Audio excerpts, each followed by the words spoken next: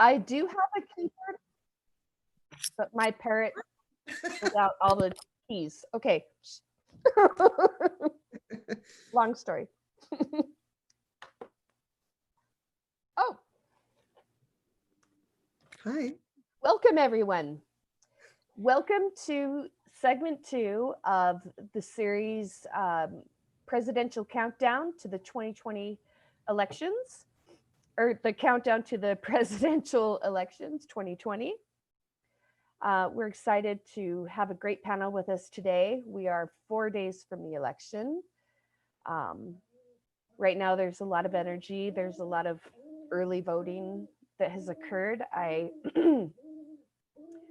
can't remember. I think we're at 83,000 million or 83 million people voting already. The state of Texas has already surpassed its complete total 2016 election numbers. People are motivated. They're out in force. They're braving the wait times. They're braving the uncertainty. And it really is an uncertain time. We do have this coronavirus that's going on right now, which is what really precipitated the shift to mail-in voting, or at least a large number of it. And we have issues with the mail system. The mail system is, last I heard, it was running 6 days behind. So hopefully people are not getting lost in the confusion. Hopefully if people have not yet received their ballots, or they still have them and haven't set them in, that they won't send it in by mail, that you'll take it to a local drop box, because every state, to my knowledge, has a drop box. Or you could show up in person and make your vote there. I personally voted just a few days ago, and it feels really good. As of now, national polls have Biden leading by something like 7.5 points. It depends on the polls. There are some states that are pretty tough, or some pretty close races. North Carolina was said to be one of them, but I just from the latest news report, it looks like Biden is coming out ahead on that one. I actually had a list, but I can't find it, so I won't talk about that. But we have Biden campaigning in Wisconsin, Iowa, and Minnesota today. And we have Trump campaigning in Michigan, Wisconsin, and Minnesota. Minnesota is interesting because they recently had a court judgment where they were told beforehand that ballots would be received. I believe it was up to a week later. And a recent court ruling, I think it was yesterday, has ruled that nothing beyond election day will be accepted. So that's a bit of an upset. And I do find it interesting that both Biden and Trump will be campaigning in that state. Hopefully the message will get across so that everyone's vote is counted.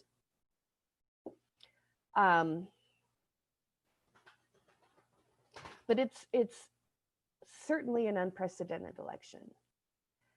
People seem to know what's at stake. There is an absolute change going on within the fabric of our society. And really the first thing we can look at is Pluto. In the USA natal chart, we have Pluto in Capricorn. Pluto is retrograde. Retrograde is always going to facilitate an impulse that is constantly looking inward, constantly introspecting, constantly wanting to individuate and evolve. And so it never ends. There will never be complete satisfaction. So, and this is a lifelong imprint. As long as the USA exists, we will always have this dynamic within us. We will always want to look at how we're doing. We're always going to want to pay some kind of attention to it. It's the imprint in our nation's birth chart. And interestingly enough, we have in the USA chart, we have Mercury retrograde opposing that Pluto retrograde. Those are the two retrograde planets in the natal chart. And it's the same kind of deal. This really is a nation where we strive to reflect on the information that we're gathering and disseminating, and merging ideas. And because there's this, Pluto is in Capricorn in the USA chart, right? Capricorn is all about government. It's all about society. It's all about building a society that's going to be based on a particular set of norms and taboos and rules and laws and standards. And we're really at a time where there's a very wide extremity between portions of the country. The Pluto in Capricorn in the USA chart is ruled by Saturn in Libra. Libra can often correlate to extremities. Its goal is to create balance, but it often has to work through the extremities to get to the balance. And I think there's no argument that that's where we are right now. Between the campaigns, well, first let me say that I've been paying attention to the news and things, and just really trying to get a sense of what is really important to people right now. And it seems there's 4 leading topics. The first seems to be the coronavirus. That seems to be of the greatest concern. There is also a concern about the economy. There's a concern about racial justice, and within that, police reform. And and within that, we have the protests, which have been interpreted by some as violent and as perhaps a snapshot of what the future is going to look like. A land of disorder and lawlessness. And so there's really been a narrative that both sides have been trying to really seize on. And our job is to really sit back, observe, try and objectify what we're seeing, try and put ourselves in other shoes, try and be whole-minded as we can. Because right now in this election, in my opinion, this truly is a pivotal moment where USA will choose its future path. We recently had a Pluto-Saturn conjunction, which formed a whole new imprint for this coming cycle. It's 30-something years, I can't remember if it's 32 or 36, but it's a long cycle. And it was within, I think, 5 degrees of USA's Pluto, natal Pluto return, in other words. And so this is really a pivotal time where the people are being called to lend their voices, because that's what this country is founded on, right? All humans are created equal. We all have a voice. This is a nation of the people, by the people, for the people. I don't know if I got that in order, but our voices are paramount. And you can just see people really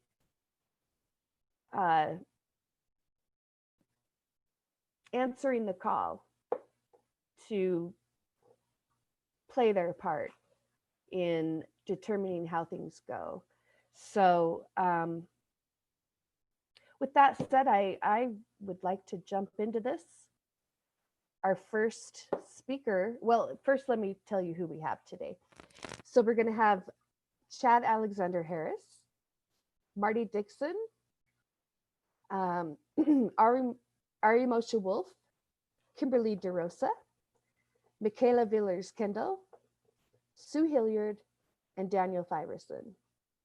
But we're going to start with Chad. So Chad, very much looking forward to what you have to share.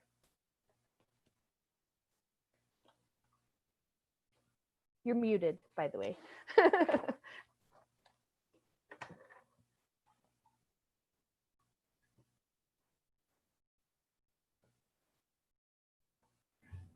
Got it. Can you hear me now? Yes. Okay, my apologies. And can you see my screen or no? Mhm. Yes? No, we can't see your slides yet. No. Oh, I can't. Okay. Yeah. Try again. All right.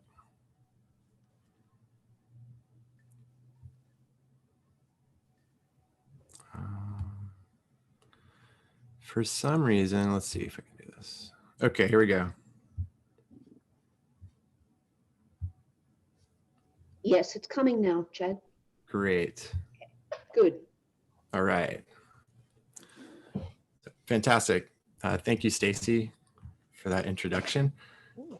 And I am going to use my 10 minutes to discuss the psychology of Trump, and particularly his relationship to the archetype associated with Saturn. And what we'll do is we'll look through the course of his life, really briefly, at major turning points, the quadrature alignments, that some of the major decisions that he made, and then leading up to our current moment. And yeah, so let's just take a look. This is Trump's natal chart.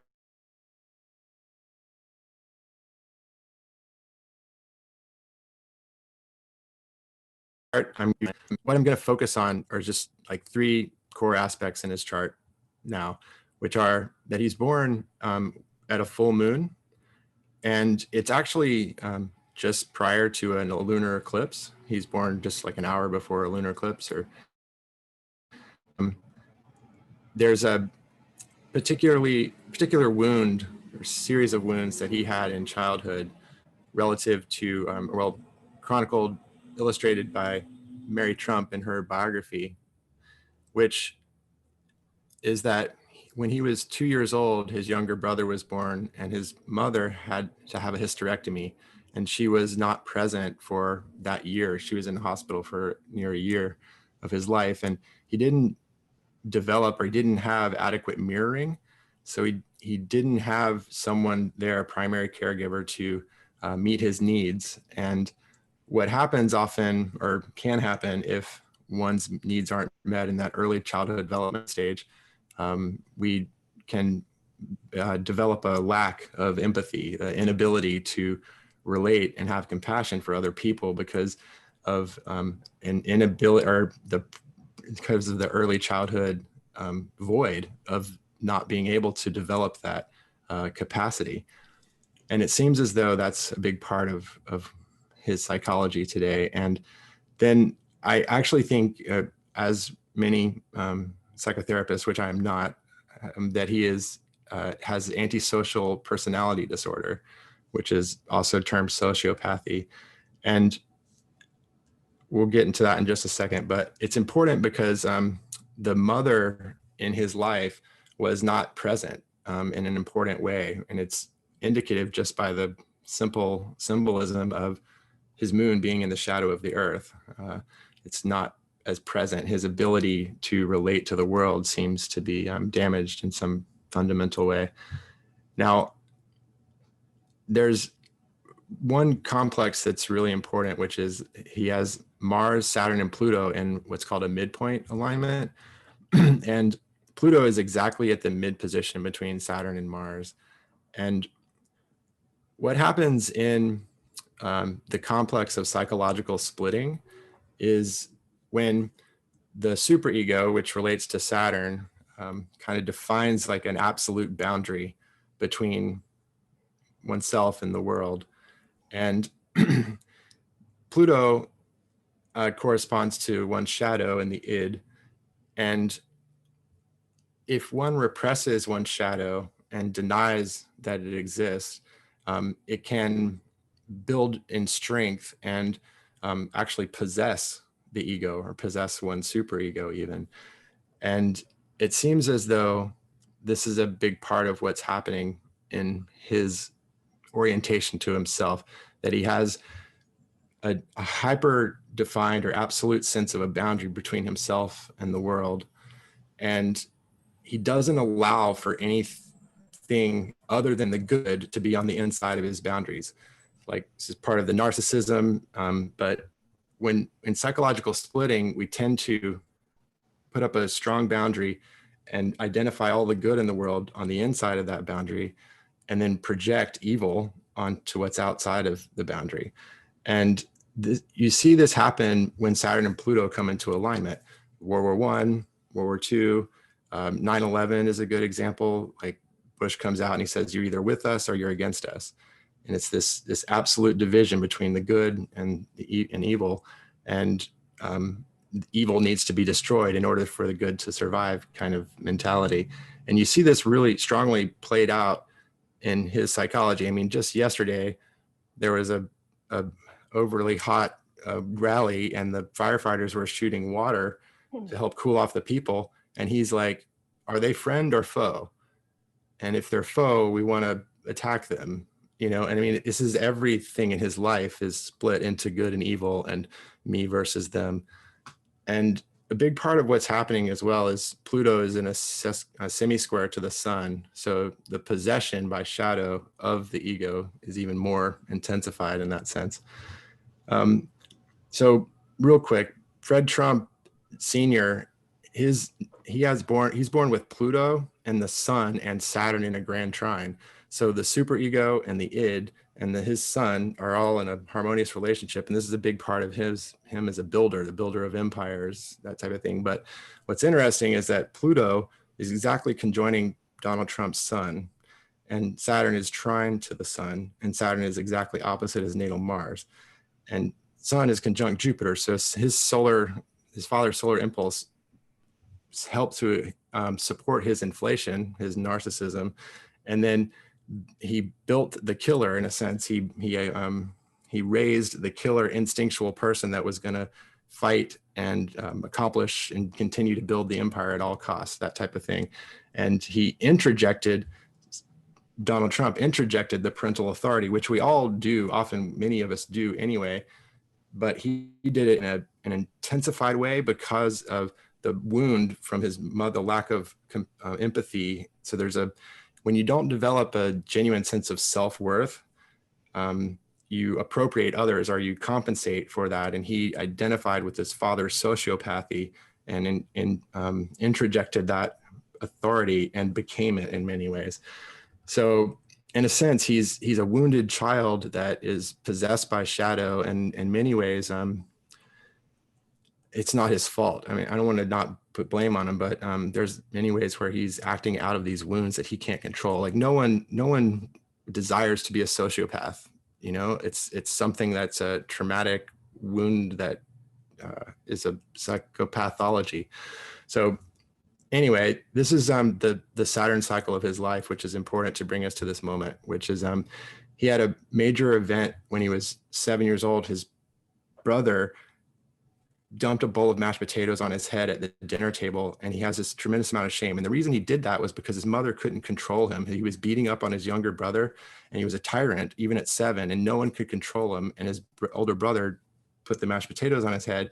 And this is an embarrassing moment of shame that is a humiliating moment that he still has not lived down. Like when this story is brought up to him, he can't laugh about it. He has an anxiety thing, and he gets clenched up. And so there's a tremendous amount of guilt and shame that comes from this initial experience with Saturn square itself when he's 7 years old. Now, what happens is when he's 13, they send him to military school when Saturn opposes itself.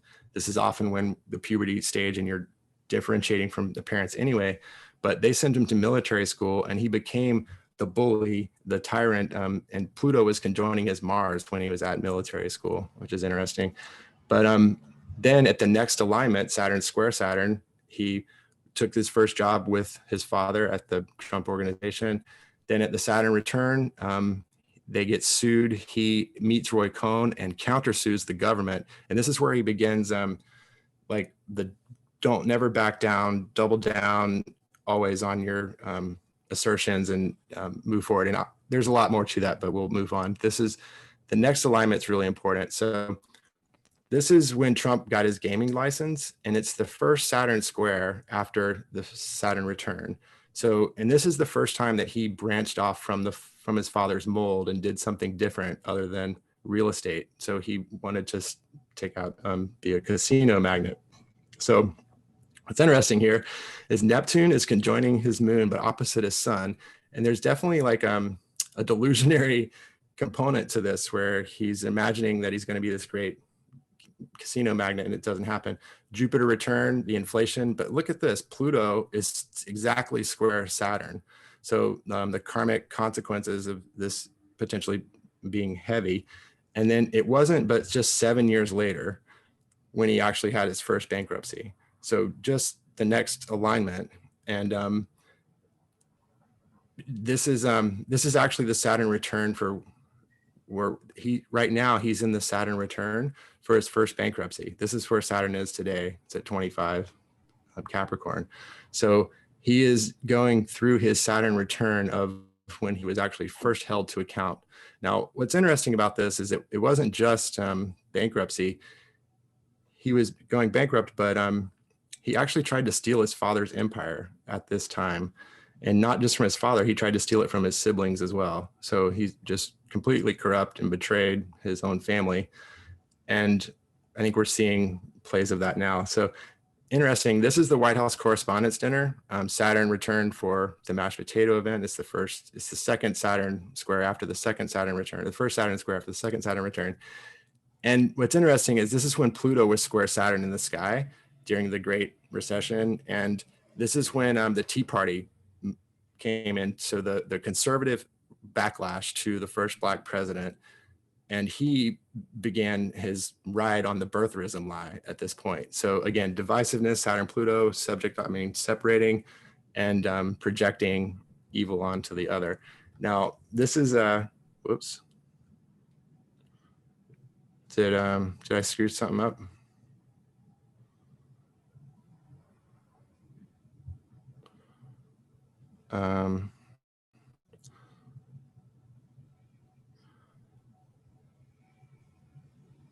Do you guys still see my screen or what happened? No, we don't. You have 1 minute to wind down, and then you can have another 10 minutes later in part 2. Okay, so you'll have to just wind down now. You won't have time to put the charts up again. okay. Thank you. So do I want to, yes, there's screen, yes, okay. I'm not sure what I did, but so the last thing I'll say then is basically he's being held to account for his lack of integrity and his relationship to the archetype of Saturn.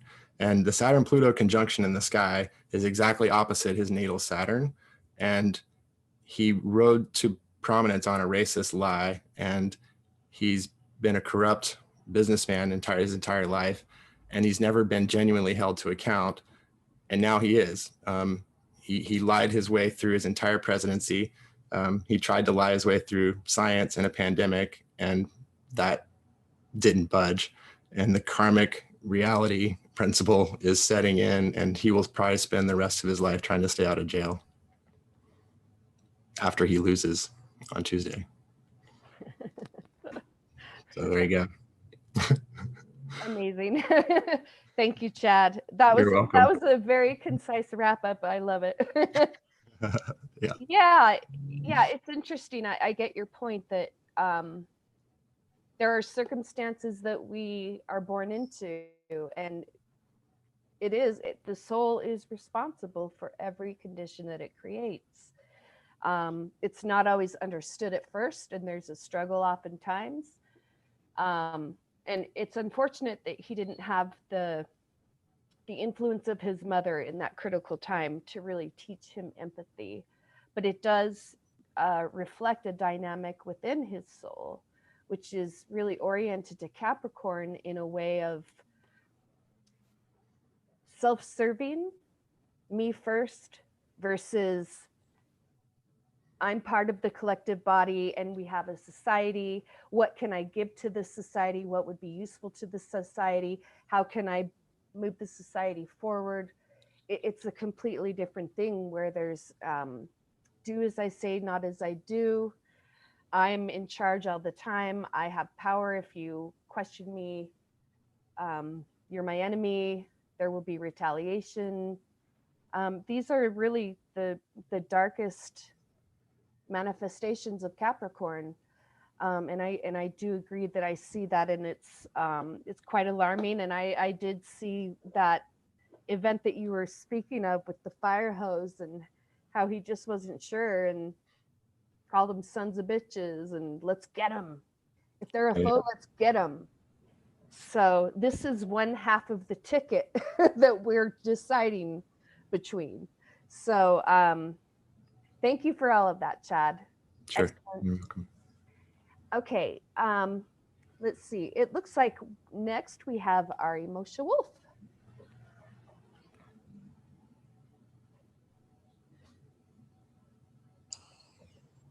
Hey everyone. Hello. Let me just take a moment here and actually switch to my computer so it's a little bit easier to share. I'm going to leave and jump right back on.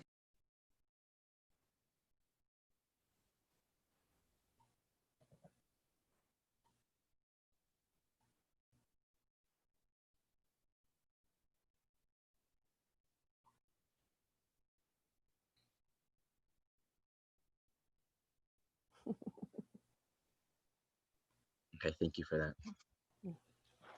So let me pull up the transits here and I'll share my screen.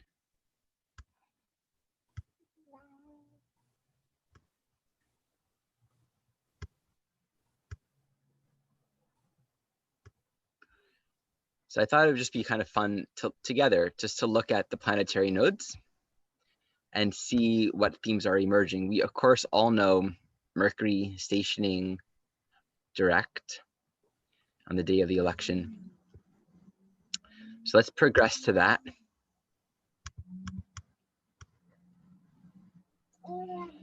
We have the south node of Mercury conjunct Juno. And basically the south node of Mercury, the south node of Mars, the south node of Venus are all in Scorpio. It's conjunct the north node of Mercury, opposite Uranus, which is where we're having this full moon. And let's just see what happens. Let's look around, because we know that the election day itself is just sort of the beginning. Maybe we can say Mercury stationing direct, it'll be pretty clear, but what unfolds after then won't be. We have 2 eclipses right on Trump's nodes. We have Biden has Neptune moving over his IC. We have a lot of strong dynamics occurring here. So let's just see what else we might discover.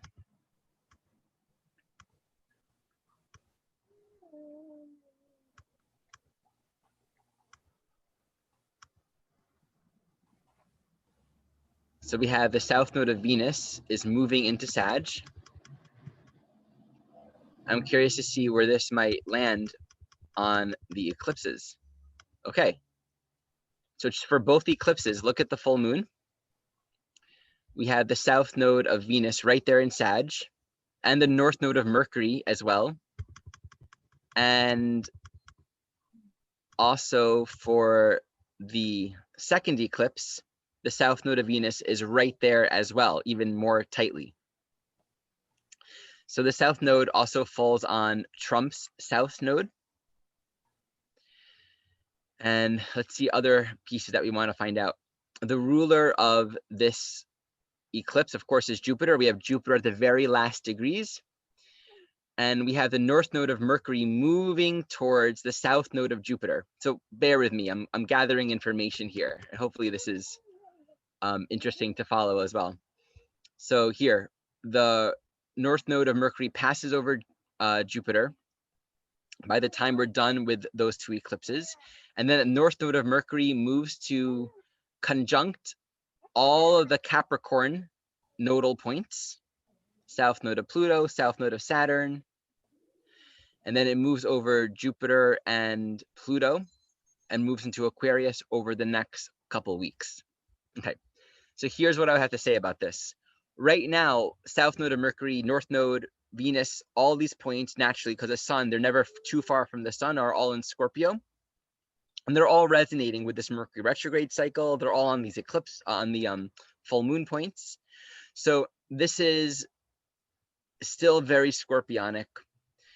On our own collective, on our own personal journey, this is very much going underneath the surface, gathering more perspective, insight, psychological self-knowledge.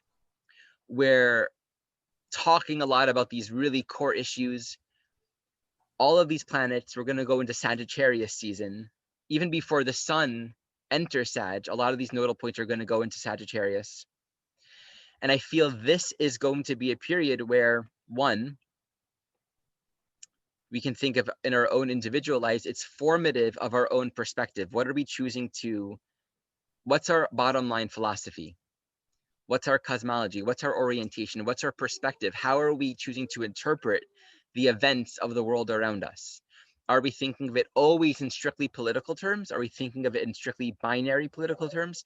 Are we thinking of everything from a much larger cosmic unfolding of consciousness that we're just seeing a very snippet of? The Sagittarius energy is really inviting an expansion of perspective. And I think with the south node of Venus moving over these eclipse points and then moving into Capricorn, conjunct Jupiter eventually, the challenge would be Venus is where we can be stubborn. Venus is shallow. Venus is stubbornness. So the south node of Venus on the one hand corresponds to, these are our values that we've established relative to the beliefs that we have, the convictions we have about what is real in ways that inform our own sense of security. This is what makes me feel secure. This is my sense of self-esteem and self-value. And so on the one hand, the south node of Venus active during this particular season can speak to where, based on the need to feel secure, we get even more defensive, and those that are wanting to maintain power will become more defensive and more defined by what they believe and what they perceive. But it also offers an opportunity to really cleanse. Natally, I have the south node of Venus on my own south node in Sag as well. So I'm familiar with this energy. It offers a strong opportunity to cleanse our tendencies to live in a state of self-conviction, to say, I know what the answer is. I know what things are supposed to be. So as we move through this season, we're already on the solstice. The south node of Venus will move into Capricorn by January 1st. And let's just keep on going. What's the inauguration? January 20th? Mm-hmm. Right? Yeah. So then we have Venus is in Capricorn. South node of Venus is in Capricorn, conjunct the south node of Jupiter, moving towards the south node conjunction of Pluto, south node of Mercury, and the north node of Venus. Oh, interesting. Okay, so by this point, the north node of Venus at this time is far ahead of the south node of Venus. It's in Pisces by that point, and it's going to be conjunct Neptune and squaring the nodes. So let's look at just the evolution here.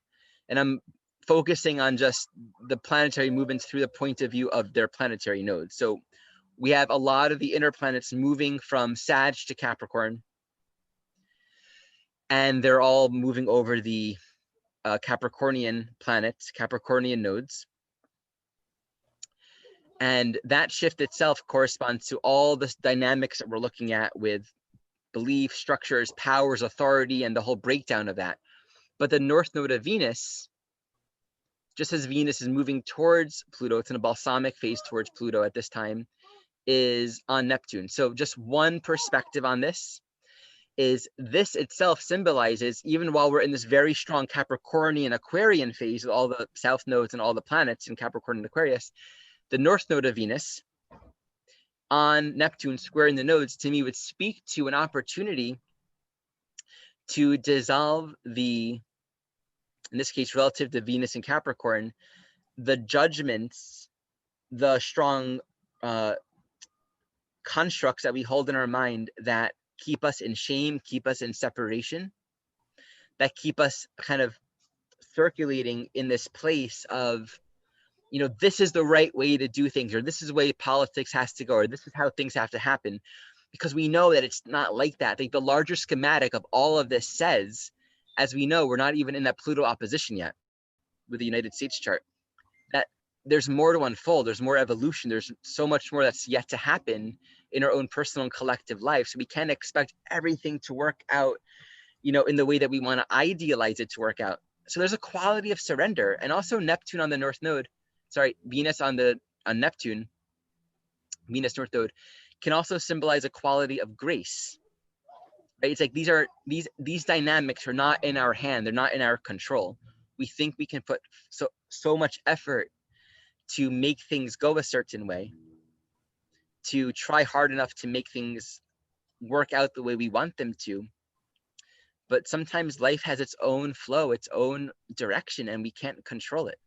And exploring that place between this idea of I'm going to make things the way I want them to be versus surrendering and saying, your will, whatever's meant to be, let me find peace in myself and do my part as I'm inwardly guided and directed to.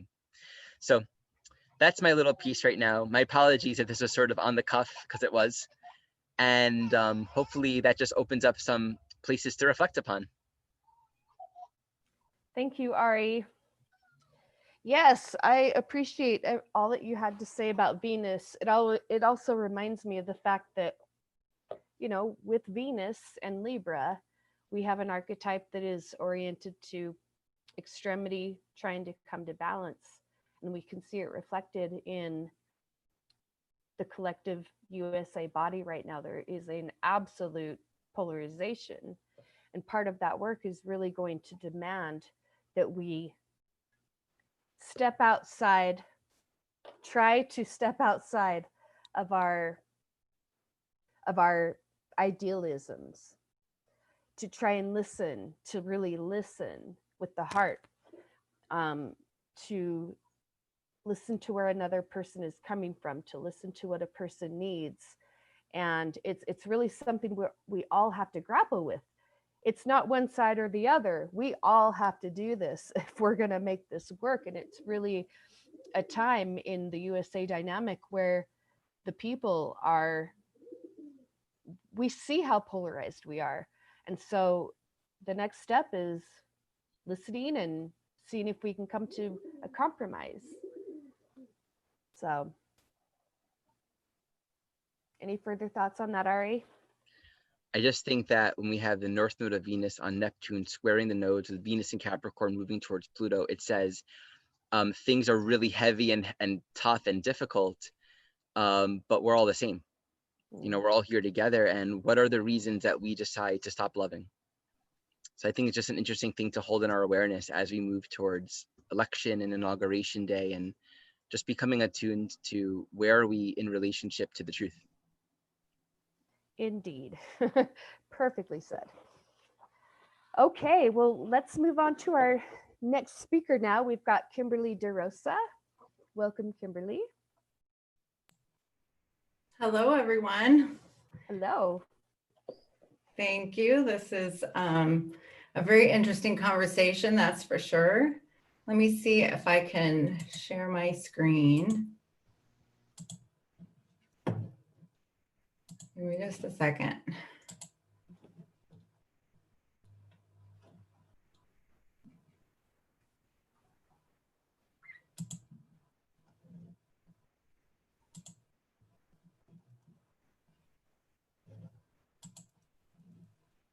All right, can you see my screen? Almost? Almost. There we go. Can you see it? Mm-hmm. All right. So I know there's been a lot of, we've explored a lot of different angles, and I've appreciated and really enjoyed hearing some of the different perspectives from many of you. And, you know, everybody has an opinion about this election, and it is heavy, like Ari said, but there is hope. What I like about what you said, Stacie, in your description of this panel to begin with, was you were talking about how are we going to respond to the challenges of this time. And so for that, I wanted to kind of focus on Mars and more of a real-time view of Mars, because we all know how significant Mars is this year.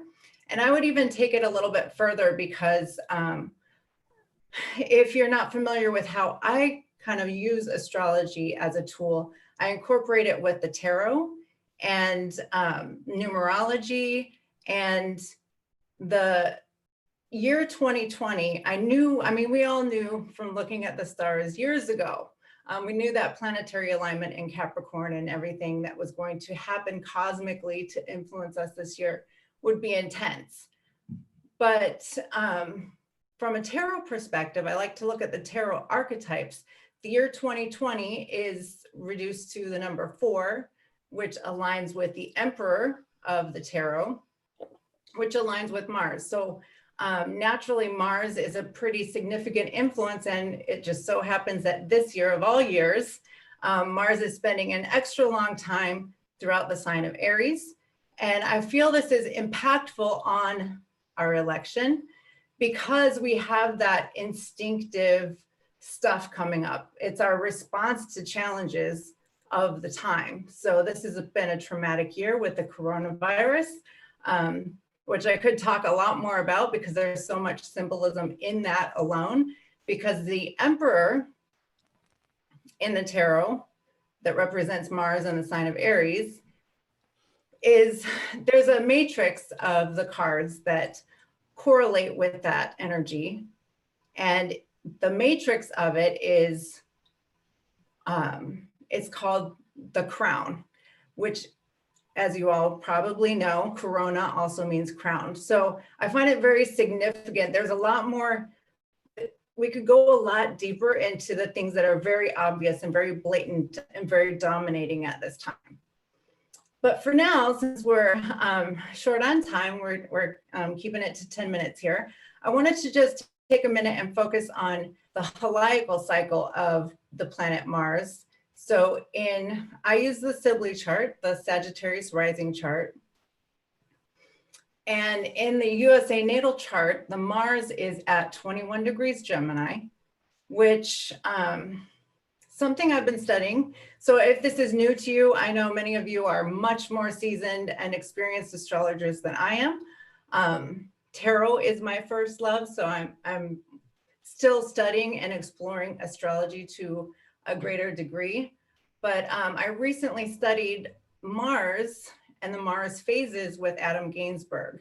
And he talked about the heliacal cycle, so the synodic cycle of Mars with the sun in relationship to the sun. So the US natal Mars is 21 Gemini. Of course, it also, I know many of you are familiar with the US chart. So we also have Uranus in Gemini. But the Mars is a morning star. It's in the explorations phase of Mars's cycle. So this correlates with our ability as a nation. And I see this throughout our history as well, and especially, that's kind of coming up now. We widely experiment with different ways of doing things, and there's always room for improvement. We risk embracing old, we embrace risk and kind of separate from the old ways. That's kind of in our nature as a nation. So I find it interesting now with all that heavy Capricorn, right? We're kind of, it's a renewal. It's a total transformation, really. I think we all kind of feel that, especially with the Pluto return coming up. But I find that this, as we respond to the challenges of our time, if we consider that we are always exploring new avenues, and this is a phase of Mars that it takes a long time to reveal the lesson. It takes a long time to learn the lessons. We really have to explore lots of different avenues. It's very much about experimentation. That Uranian influence is kind of there with it. And it's about embodying. It's a time to do what we are. I think,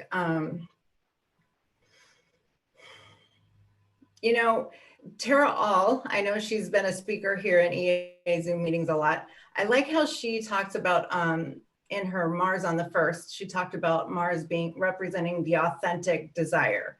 And so if we kind of apply that to, the nation's Mars, this authentic desire is to explore and to discover new ways of being free.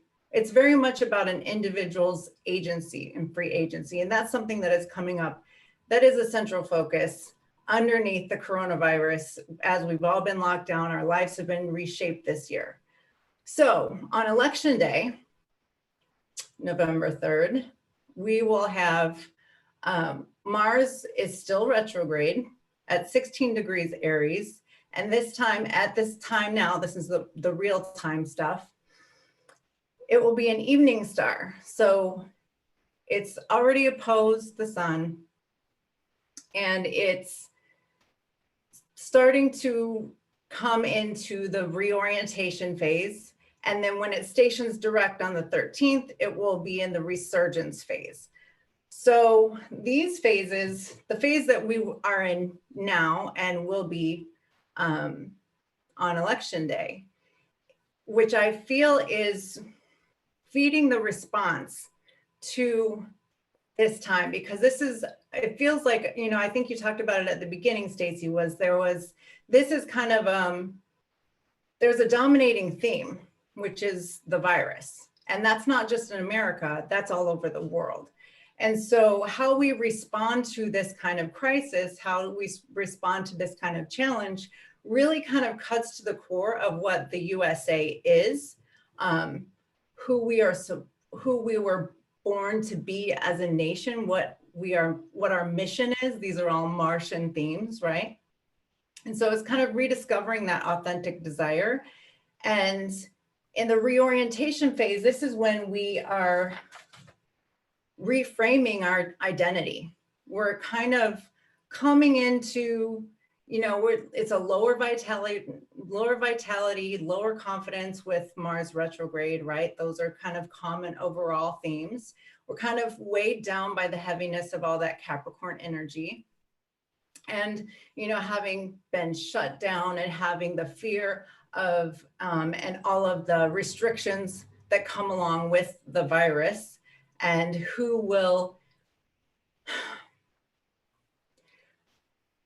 how will the candidates, how will the next president handle this big thing? We would want somebody with high confidence, who exudes like the warrior mentality and has the energy to take it on. Because now we're going to need to integrate some risk. We're going to have to leave some safety behind to move forward, to advance, to break free. And it's gradually during this phase of the Mars cycle, as we move into the resurgence, which is when Mars stations direct, we're going to start to feel internally that we have nothing to lose. And that's what often happens in crisis, right? When we respond to trauma or crisis in our personal lives, Mars steps in. It's our Mars energy that kind of comes to the front it's that quick and immediate energy that moves us forward, right? And gets us through to the next side. So, okay, is that my 1 minute? Okay, good. So I'll wrap up with that. I feel that as we move into election day, as we see what's going to happen next, we have to consider the immediate concerns and the authentic desire of America as a nation. Thank you, Kimberly. Yes, excellent, excellent. Yeah, Mars really is it's a very pronounced dynamic right now in our lives. In evolutionary astrology, Mars is considered the lower octave of Pluto, where Pluto is the soul, the unconscious desires in the soul. And the way that we know the desires in the soul is through what comes up through Mars. And, as we've kind of already talked about, there's just a lot of, it's heavy and a lot of people see things different ways. And, but this is the moment where it is our time to demonstrate, because this is one of the prime Mars lessons in being that lower octave of Pluto, which is learning the right use of personal power. Violence is not a correct use of personal power.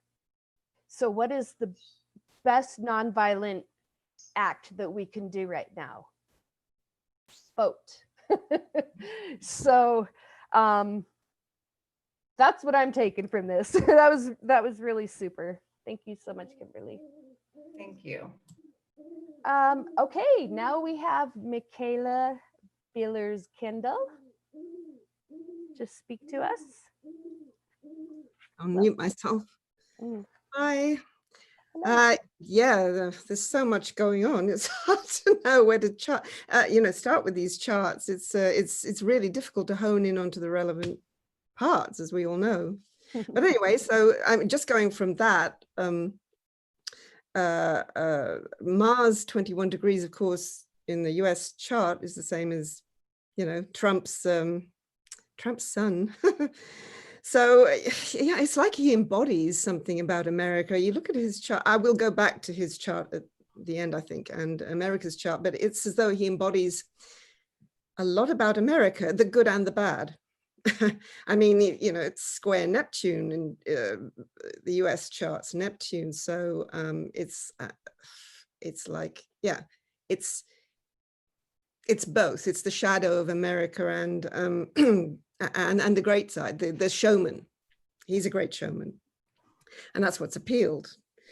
Anyway, so to get on first, I think I had election day. So you can see, I thought I'd put it Mercury rising because it's going direct.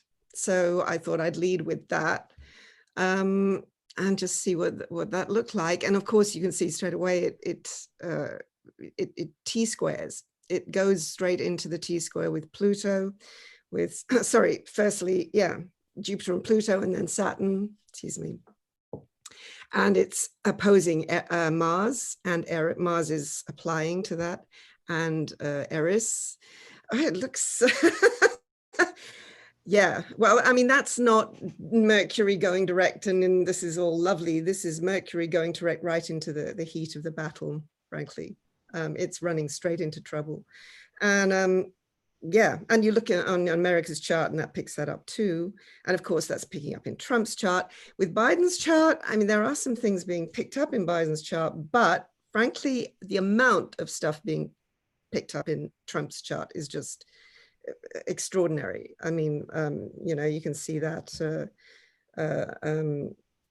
right, the North Node is in Gemini. It's conjunct his sun. It's right across, in the South Node, right across his natal lunar eclipse, as Chad said. And yeah, I mean, it's just all Trump and with a bit of Biden. But anyway, Biden's certainly in the fight. But so moving on to what I said last week about seeing there's problems with the result by the look of this, and a dispute going on, moving on to the Aterragnum. Aterragnum. Oh God. It's this funny word, it's there we go.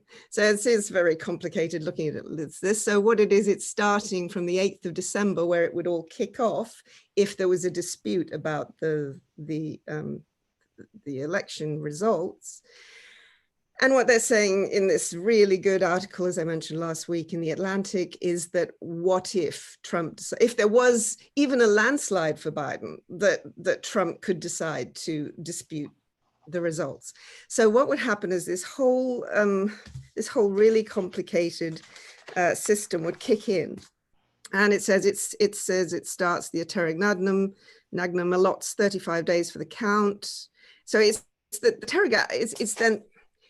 the interval between the election day and the inauguration. So it's like 79 days, yeah, something like that.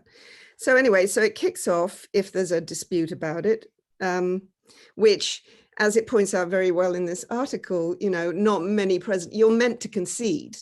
So, what sort of personality would not concede? Well, I think we know that, just like Chad pointed out, I mean, we have a, narcissistic, pathological narcissist, if not psychopathic personality here, who would definitely enjoy not conceding. And in fact, just relish the chance to just upset the whole apple cart, basically. But anyway, so if that happened, hypothetically, look to the phases, and actually most of the phases really are on these dates. So you start with the last quarter moon, 8th of December. That would be the first thing to look at. And they call that the safe, it says December 8th is known as safe harbor deadline, the safe harbor deadline for appointing the men and women who make up the Electoral College. And so they don't meet until 6 days later, December 14th. So what happens on December 8th is that that's the deadline. They have to appoint the Electoral College members. And of course, that December 8th is the last quarter moon phase of 16 degrees Virgo, which actually squares the US AC and ascendant descendant in Sagittarius. And why, it's very, well, it's very wide. Well, no, it's not. It actually does square the Neptune as well. US Neptune. Okay, so if that goes on then to December, it would go on to December 14th, which is, we know, that's the next ring out. I won't dwell on these because obviously there isn't much time, but you can see there's a lot that's picked up there, an enormous amount. So I'll just talk about the phases mainly. So the next, it goes out to the eclipse, which happens on the 14th of December, would you know it? And of course, that eclipse, 23 degrees Sagittarius, is again, that's Trump's, that his lunar eclipse, his natal lunar eclipse, and his node, his south node, 23 degrees Sag. Yeah, and again, squaring the US Neptune. So, I mean, yeah. Anyway, what it says here, the electors do not meet until 6 days later, but each state must appoint a safe harbor date to guarantee the Congress will accept the credentials. It's blah, blah, blah. So anyway, if that fails, then, and it could be a big mess, frankly, and I can't go into all these details, but it's well worth looking at the article in the Atlantic. Yeah, what happens then? So it gets to December 14th. And what happens then is that, what happens then? Okay. So what happens if any of these, there's loads of scenarios that could happen, but if any of them, it says, don't get through, then the Electoral College could convene without a consensus on who had legitimate claims to cast the deciding vote on who was actually president.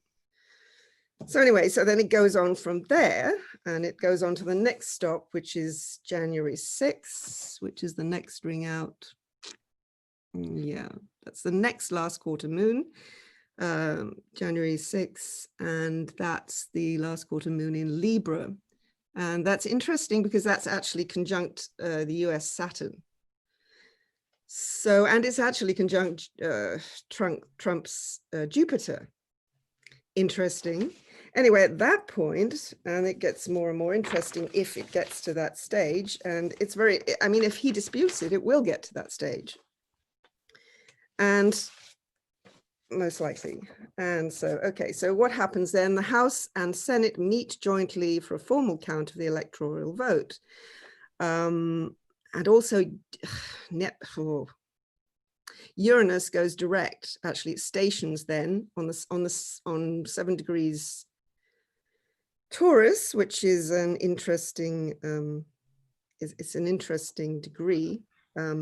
And then it goes direct on the 7th of January. So, and that also it's squaring the nodes of the US chart in Aquarius South Node and Leo North Node. So, and also, and its Jupiter is obviously, as I just said, is 17 degrees, yeah, Libra. So, I mean, it's picking up everything, so who knows? But anyway, so after that, it's not mentioned here what happens, because after that point, oh, that's what's very interesting, because at that point, what happens is, if it gets to the 6th of January, the new Congress is sworn in. Pence, as president of the Senate, would hold in his hands 2 conflicting electoral certificates for each of several swing states. So the president of the Senate shall, it says in the law, shall in the presence of the Senate and the House of Representatives open all the certificates and the votes shall be then counted. Note the passive voice, who does the counting, which certificates are counted? Well, the Trump team would take the position, if they were up to this stage, that the constitutional language leaves those questions to the vice president. This means that Pence has the unilateral power to announce his own re-election. That's, well, okay, no one's laughing. It's scary. I can't. and a second term for Trump. And the Pence chart is very interesting because he has the sun in, guess what, 21 degrees Gemini. And Mercury is there. I think, yeah, Mercury's at 21 degrees. Yeah, and 23 degrees. It's picking up everything. So anyway, so right. So they, a lot of other stuff. If the Terranagnum is a contest in search of an umpire, it now has 535 of them, the Electoral College, and a rule book that no one is sure how to read. The presiding officer is one of the players on the field. Anyway. So, and then worse than that though, yeah, so it goes on, and then after that, Pelosi could have to stand in. It could be 3 of them by inaugural day actually having a right to the presidency, but at that time, the vice president could say, no, Trump gets it, and Trump could end up as president on inaugural day. But it's hypothetical. Yeah. It's just interesting, isn't it? It is. You never really know which way it's going to go. No, we're choosing in every moment. We're choosing up until the moment. And with all this, yeah, but with all these transits, I mean, yeah. Whoa, it's primed for shocks. Let's say. Indeed. Yeah. Thank you, Michaela. I follow the news quite a bit, and I have been for a while. And one of the scenarios that is being discussed somewhat is the potential for Joe Biden to win the popular vote, because he has been ahead and he is still ahead. But we also know that if you win the popular vote, it doesn't mean you're going to be president of the United States.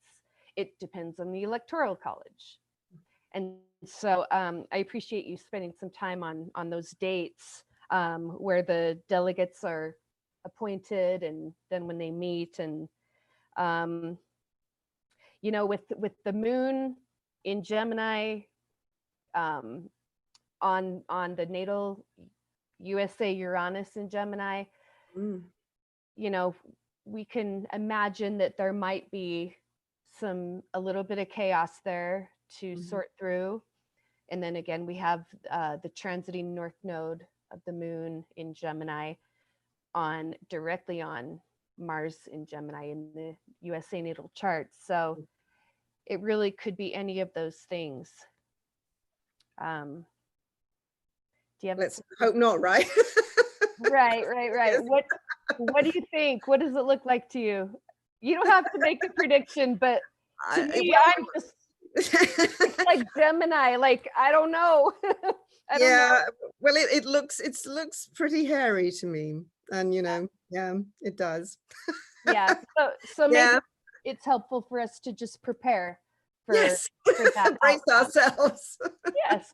Be patient. Just prepare for it, and if that's what happens, we work our way through it, and we'll find an answer. American spirit. Yes. Okay. Well, thank you, Michaela. Okay. Next, we are going to hear from Sue Hillyard. Welcome, Sue.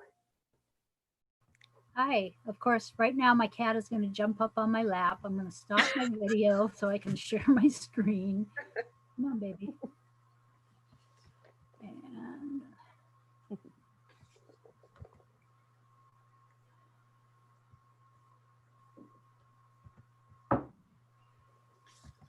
okay. You see it? Yeah.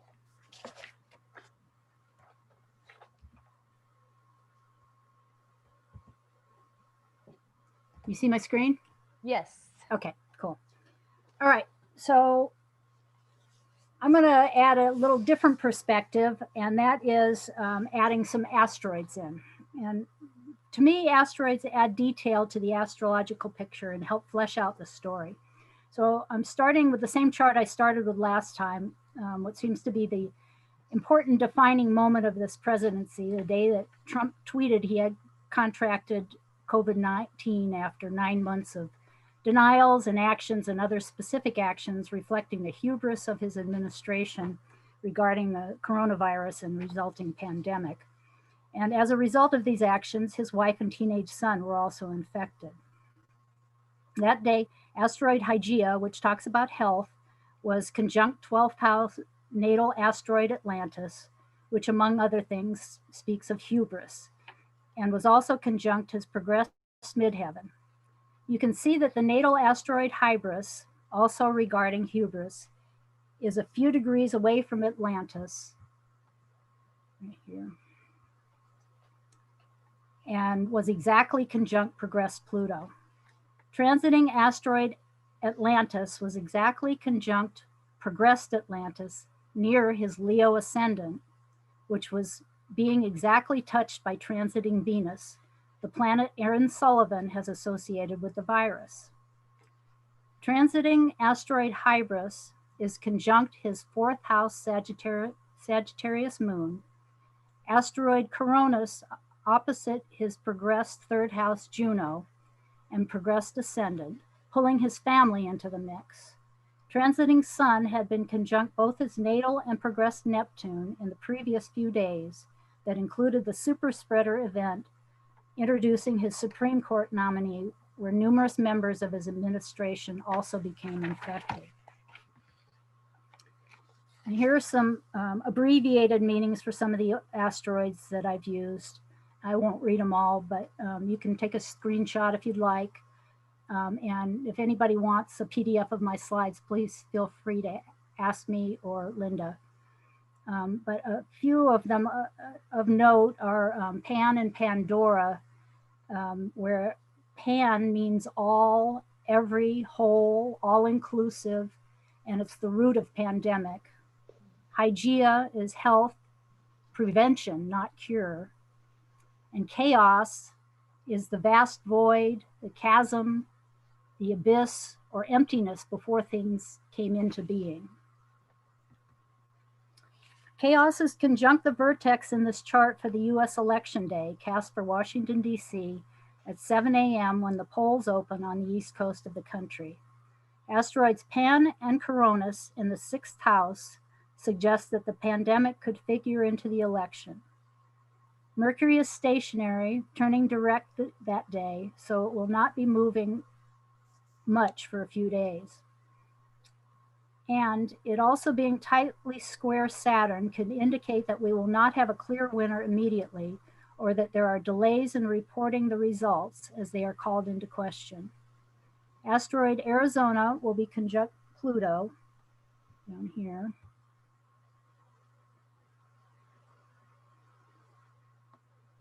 To me, suggesting that this state could somehow figure into the US presidential election.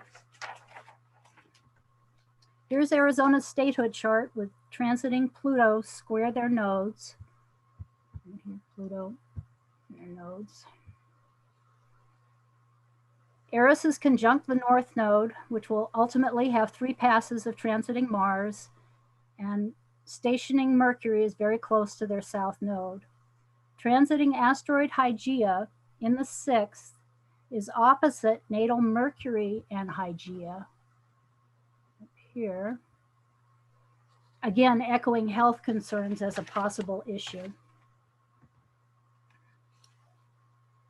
Another state that may play into the outcome is Wisconsin, after the Supreme Court overturned a federal judge's ruling allowing ballots to be received up to 6 days after Election Day.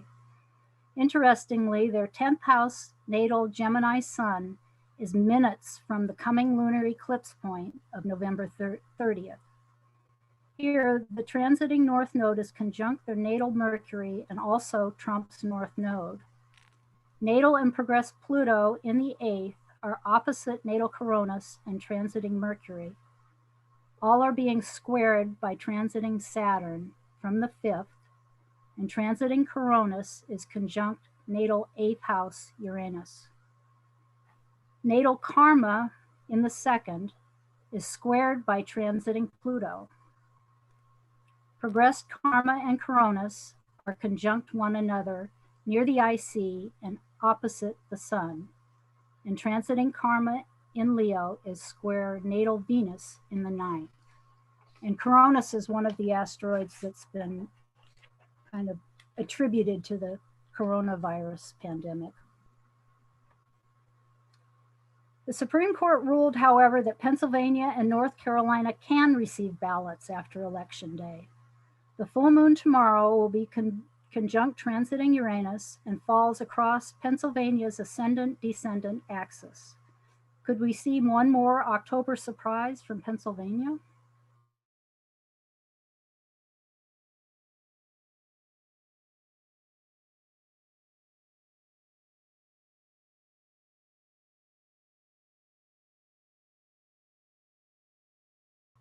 Progress is exactly their house Mars conjunct natal 6th house Nemesis. Nemesis speaks about the divine force of restorative balance, redistribution of fortune. On Election Day,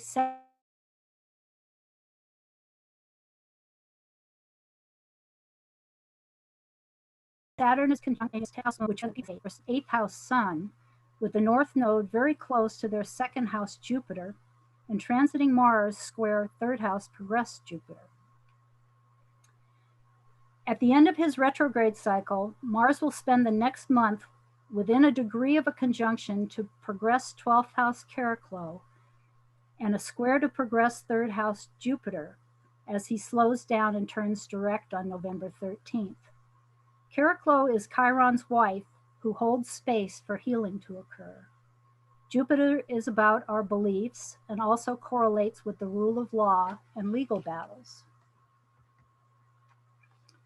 North Carolina is another state that has had its voting process during the pandemic under review.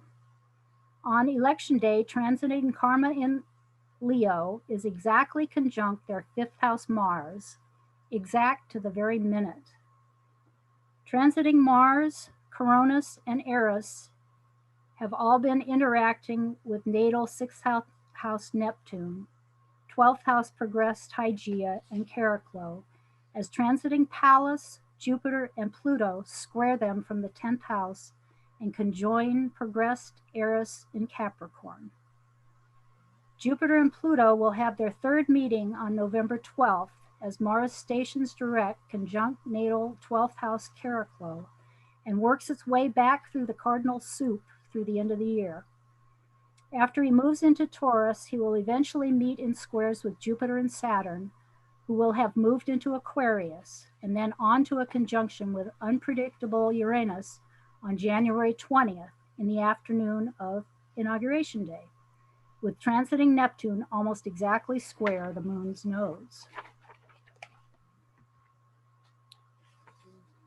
Texas has transiting Saturn in the 10th, opposite their progressed Mars, and transiting Mars in the 1st house will station direct on natal Coronis and move over natal and progress Pluto, which has been squared by the Capricorn trio transiting their 10th house. Transiting Mercury in the 7th, conjunct natal Atlantis, completes a cardinal cross. Transiting Chiron is conjunct natal Uranus and opposite natal 6th house Chiron. Transiting Venus in the 6th is square natal sun, 10th house Sun. Texas has been hard hit by the pandemic as well as voter suppression issues. Their progressed sun is in the first degree of Cancer, where the recent powerful solar eclipse took place, which was also square to progressed Chiron. Ninth house natal Mercury is very close to the degree of the Capricorn solar eclipse last December and is being opposed by progressed Mercury. Transiting Uranus, also in the first, is exactly opposite natal Juno, with transiting 7th house Nemesis conjunct progressed Juno, and transiting Juno conjunct their 8th house North Node. Demetra George has associated Juno and the other asteroid goddesses with political activism. Texas is another state that has moved toward purple. Florida also has Pluto in Aries, as do many of the states admitted to the Union in the mid-1800s. So the gang in Capricorn has been squaring it. And Saturn is conjunct natal Karma. This chart is a bit deceiving because of all the placements in between, but these 2 points are actually only 90 degrees apart. And here's a graph of the US active COVID-19 cases over time with the eclipses, 2 Jupiter-Pluto conjunctions, the 2 Pluto-Eris squares, as well as the Venus retrograde and out of bounds events superimposed on the timeline. It shows how the pandemic was affected as each one of these celestial events has entered the fray. This was from a presentation a couple of weeks before the second Jupiter-Pluto conjunction, when the US had less than 125,000 active COVID cases. Now we have almost 3 million as we approach the third conjunction. The past 2 conjunctions seem to have indicated a rise in number of cases, which does not bode well for the projected wave of expected cases coming. And here are the same conjunctions superimposed on the graph of the cumulative total of all cases, which is just about 9 million now. All this is to illustrate that the pandemic is a major issue in the coming election.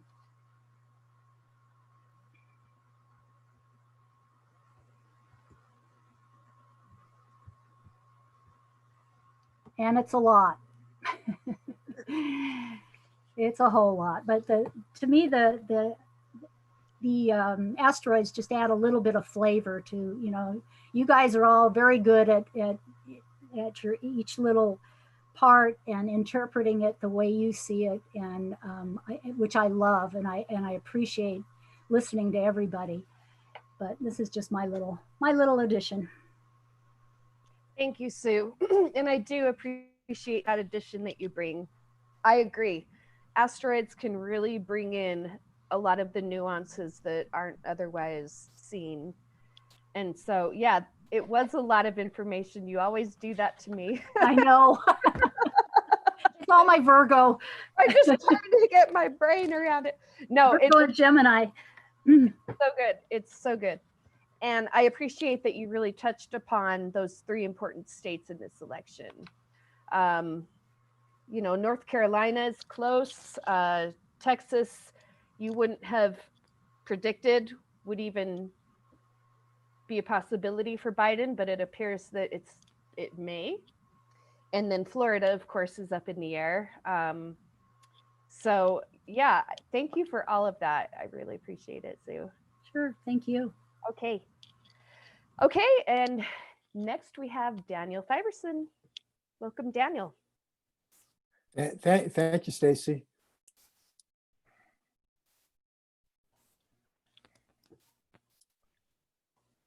So you're probably all vaguely familiar with this chart. I'm not going to go into it. I'm going to just leave it up here for you guys to read. I came to this chart basically because I think it's the one that has the most historical support, but I believe astrology works, so all astrology works. And I'll leave it at that. I'd be happy to discuss this privately with anybody who's interested in what I've discovered here. But when we look at any chart, what we're looking at is the self-actualization cycle. We're looking at who and what we're becoming according to our karmic roadmap. So today I want to look at the self-realization process as it's occurring to our country. And in my second part, I'm going to look at how that is unfolding for the two candidates as well. In mundane astrology, the 10th house represents the governance. It's the president, the king, the dictator, etc. And the ascendant correlates to the country as a whole. So those are the two aspects, the two planets that I'd really like to analyze. And my Virgo likes to kind of thin things out a little bit so that we can, zero in on really what's happening without too much distraction. I get distracted easily, I guess. I must be ADD, adult ADD or something. So I kind of thin everything down to its essentials. But if we look at the sun in the US chart, it's in Cancer. All of these charts are all July charts. And all of the outer planets as well are all in the same signs. The only difference is a couple of degrees with the outer planets, and it's the timing. So if we look at the sun from so move this out of the way. If we look at the sun, it's in this chart, it's the ruler of the lunar north node, and it's the ruler of the 11th house. So we're looking at the areas that it's going to highlight are not just the presidency, which is the sun and the 10th house, but it's also about Congress and our foreign allies. And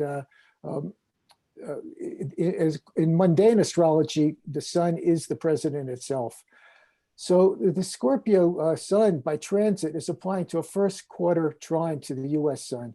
We're having direct emotional experiences of the struggle to actualize and integrate, I got essential twice here, the essential emotional well-being of the people at large. We're being knocked off balance, but sometimes chaos is a good thing. Chaos provides the opportunity to look at everything in a different way.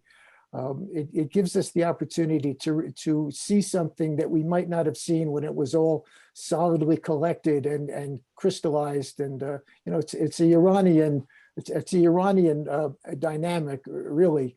But it's happening here in terms of the emotional struggle, the emotional compelling that Pluto and Scorpio provide. But Scorpio takes us to the edge of all that we know and pushes us off the edge. One of two things happens: we either land on solid ground or we learn how to fly. At the sun Scorpio, we can also expect subterfuge and underhanded behind-the-scenes tactics and illegality by the president. And there's a tension for things to revert back towards something more familiar. And we're going to probably see police or military activity relating to the election. And we already know that there's been foreign interference. And this is Mars' participation in this event, because he separates from the last quarter trine to Chiron, and he opposes Saturn in this US chart. And Neptune is also playing an important role because he's also applying to a trine to the US Cancer. We've got a grand trine, and it's a fallacy to think that the trines are all, quote, good. Nothing is good or bad on its face. It really is a question of how we respond to it and how we react or respond to what happens. It really just blends these archetypes together so that they're working smoothly. So it doesn't necessarily have to work smoothly in a good direction. It can also work smoothly to create these crises that are going to really wake us up and dispel some of this confusion and dispel perhaps 400 years of xenophobia and six millennia of patriarchy. If we look at the moon is in Libra in the first house in this chart. And the moon correlates to, the first house correlates to the country as a whole, and as well as to the people. And the moon also correlates to the ruler of the 10th house. So we've got a combination of influences here where the moon and sun both correlate to the president in this chart. And I've kind of synthesized that to the understanding that our founding fathers really had the hope or intention that the president would be a man of the people. It's happened sometimes. I think it's not happened as frequently as maybe they've intended. we've got Saturn, Mars, and Neptune, rising, Neptune conjunct Mars in the 12th house. Clearly there have been lots of incidents where things have gone on, clandestine, black ops, things behind the scenes. Our democracy is not as transparent as we think it is, and that's part of the Neptunian illusion. So, Jupiter, Pluto, and Capricorn are all squaring the moon. We've had power conflicts between the people and those in authority. And this is a clear crisis of democracy, public insecurity, and judicial action, Jupiter being the Supreme Court and the justice system. And Eris, I've been writing and speaking and talking about Eris for 5 years now. Eris is responsible for all the doo-doo that we have been wading through since 2015. These major outer planet conjunctions happen regularly. We've got Jupiter and Saturn, Jupiter and Pluto, and Pluto and Saturn, every 10, 20, roughly every 10, 20, 30, 35 years. Why is it so impactful? Why are all these crises? Why all the chaos occurring this time? It's Eris. Eris is responsible for creating this discord and this chaos. But as I said, chaos has benefit. It shakes things up. Years ago, I had a dear friend who had a stroke, and he explained it to me. He said, I felt like all my pieces were shattered and lying on the floor, but I only picked up the ones I wanted to hold on to. This is the experience that we're all going through collectively. The moon, by transit in the 9th house, is separating from partile disseminating trine to the U.S. moon. We're going to see some judicial intervention. Donald Trump has now packed the Supreme Court, but on an even larger basis, over 200 federal judges have been appointed over the past 4 years by the Trump administration. So he's really kind of expecting that when he's got his back to the wall, that somehow the U.S. judicial system is going to come to his rescue. I would suggest that what we're really looking at is going to be the greatest test of the rule of law in U.S. history. And the Supreme Court itself has a life of its own. I said this, in the last talk, that, Earl Warren was a segregationist, but when he came to the court, he became one of the most progressive chief justices in history. These people are, everybody's interested, this 10th house thing of status and recognition and standing in community is very important to, certainly anybody in public life. And the Supreme Court, it's not, about your reputation at the country club, it's about your reputation in history. They're going to go down in history for the choices that they're going to make. And the court has the ability to change people. My greatest hope is that we will see some of these people who seem to be totally embedded in this reactionary stance to really take a stand and support the rule of law, support the democracy that they have been sworn to uphold. And then we've got Neptune involved as well. And by transit, he's forming a gibbous quincunx and in conjunct to the US moon. And on top of that, Vesta is applying to a crescent semi-square, and the moon separates from a last quarter square to Neptune as well. All of this is presidential deception and subterfuge, as I said. It's obfuscation, lack of authenticity and honesty, and obfuscation of facts and truth. When I get to the second part, we're going to look at the two charts, and we're gonna see how the two charts are working so differently with some of the same aspects going on, overhead. One of the most important things that I learned from Jeffrey Wolfe Green is his principle of observation and correlation. We have to observe. It's been said that if we can objectively observe another person, we can learn everything we need to know about him. Astrology gives us another tool, gives us another dimension of that understanding, but it's the observation that is key. And it's why, when we have a client in our office or in Zoom, You know, we talk to them, we find out where they're coming from to understand how that chart is working, you know, rather than jumping on them and say, well, you've got Mars, you know, doing the cookbook path and saying you're XYZ. So we have to do the same thing with these charts. So where this is going to play out are these houses where you see these blue circles. We're going to see this playing out, obviously, as in the election as the presidency, with Congress. You know, on January 1st, we may have a Democratic Senate, and we may have an increased Democratic presence in the House of Representatives. That's going to change everything. But it's only 2/3 of the balance of power in the country. We're going to see it play out in the court system, as I just said. The economic markets are already responding to what's going on. They're bouncing up and down every day. Schools and universities, clearly, you know, if any of you have school-age children, I have great compassion for what you're going through, having to consider putting your kids back into that environment, and the universities as well. The churches are playing lending a heavy hand on their side of the aisle. We know there's foreign intervention, and clearly, you know, the pandemic is the number one issue, and the polls are saying that it is the number one issue that people are voting on, is what's happening with the pandemic. But again, that's a two-edged sword, because the pandemic to some people is the restrictions and having to close down their businesses and lack of income. So there's a lot in play here, and it's a little wild and woolly.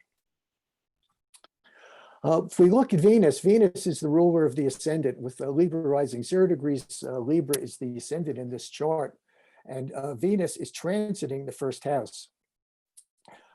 Mercury stations direct. We talked about that on election day, and it's going to be in a partile sextile to Venus. Eris is separating from Earth's first quarter square to Venus, and Ceres is separating from a full phase opposition. And Saturn in Capricorn is partile to a gibbous quincunx, partile being a same degree aspect. So we're going to continue to be provided with opportunities and crises that will help us learn the meaning of racial, ethnic, religious, and cultural equality. We have to look at the lunar nodes and understand where this country is going. And we're with the sun in Cancer, you know, as the ruler of the North Node, is telling us that, yes, it is about security, it is about families, but it is about how we're self-actualizing. So the sun is, you know, the source of all the solar life force in the solar system. It is the actualizing force that comes through us. I'll speak to that a little bit more when we look at Trump and Biden's chart. So everything is being funneled through this North Node. It's very powerful. And, you know, the North Node in the 9th house, we're all in some way reaching out to understand and connect with that which is greater than ourselves, to be, you know, to come to some perspective that allows us to really, you know, have some understanding and gain some wisdom from these traumatic events that we are all collectively experiencing. I guess that's what I have for this portion. Okay, thank you, Daniel. I'm so glad that you brought up the Supreme Court. That was the one thing I was really wanting to hear about today, is somebody talk about the Supreme Court, because this is definitely a possible factor that could be coming into play, and the balance of the court has shifted. So that will be interesting. The other thing I really appreciate about what you shared is you really do, like, I really appreciate what you've taken from Jeffrey Wolfe Green, where the observation and correlation, you know, it started when you said trines are not always good. That is so true. It can just as much manifest as a dynamic of hopeless laziness, because it's all working relatively fine, so there's no stress. But by avoiding something, it creates stress. And, you know, and so, Yeah, a trine, if you see that beautiful triangle there, it doesn't mean everything's, you know, in the bag. You have to do the work still. You have Right. to take the opportunities to use what you've developed. Right. Everybody wants to have a grand trine, but it's the grand crosses that, especially the cardinal crosses that we're going to look at, that really generate the growth. Yes, exactly, because there's stress. You know, there's stress, there's a push, and there's a, yeah. Whereas the trine, there just isn't that immediacy so much. It's couch potato, Yeah, right, exactly. So I do appreciate what you shared about observation and correlation, because you never know what is what until you're looking at it. Any symbol can mean anything. So, okay, Daniel, thank you so much. So we're going to move on to the second part of this webinar today, where everyone's just going to have their 10 minutes. I'm not going to interrupt until the very end, which I do encourage audience, or what, you know, people who are viewing the webinar to pose any questions that you may have, because we will be available for you at the end. So let's get back to Chad Alexander Harris for your second talk. Okay, I'm gonna share my screen again.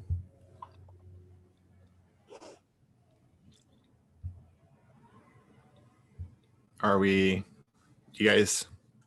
Mm-hmm. Okay, great. So I'm just going to breeze through this really quick. If you've seen any of my presentations before on Trump, you've seen this before, but I'm going to lead right up into the transition. So there were 4 major eclipses during his presidency. The first one, at the Great American Eclipse at 28 Leo, was conjoining his Mars. And this was 10 days before the Charlottesville incident, where Dale O'Brien pointed out that the eclipse itself started in Lincoln City, Oregon, went through Lincoln, Nebraska, and crossed Fort Sumter, South Carolina at the end, which is where the Civil War began. And to have the racist shadow of the United States kind of revealed through Charlottesville and the preceding incidents that have taken place since then, it's very instructive. And the next major eclipse happened at 20 Cancer, which is just 3 degrees off of his natal Saturn. And this was just 2 days before the Helsinki summit, where he betrayed the United States on international television in front of everyone, and revealing the corrupt nature of his Saturn, his relationship to Saturn. And the next eclipse was at 10 Cancer, which was, this was about 3 weeks before the perfect call that got him impeached. So it was conjoining Mercury, again, revealing the shadow dimension of his mercurial nature. Here's the perfect call itself, which is interesting. Mercury at 25 Cancer was conjoining his natal Saturn. Again, you see often with Mercury-Saturn alignments where decisions have consequences that last for a long time. And if it's a problematic decision, problematic consequences.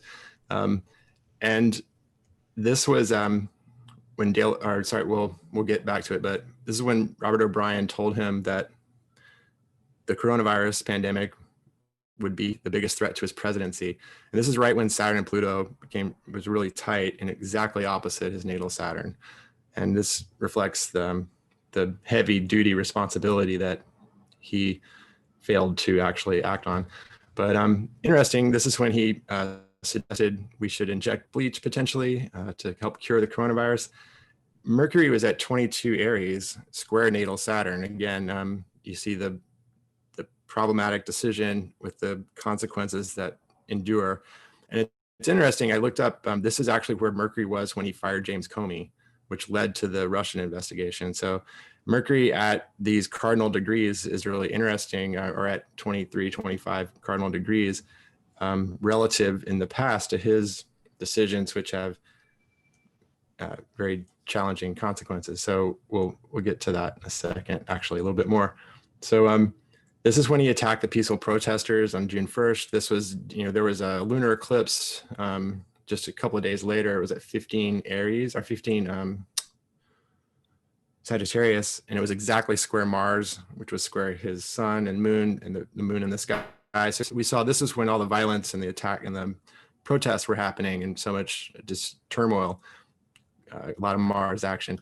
So on March 9th, actually, I predicted that Trump would lose the election unless Biden forgot where he was on stage or did some, dramatic mental error.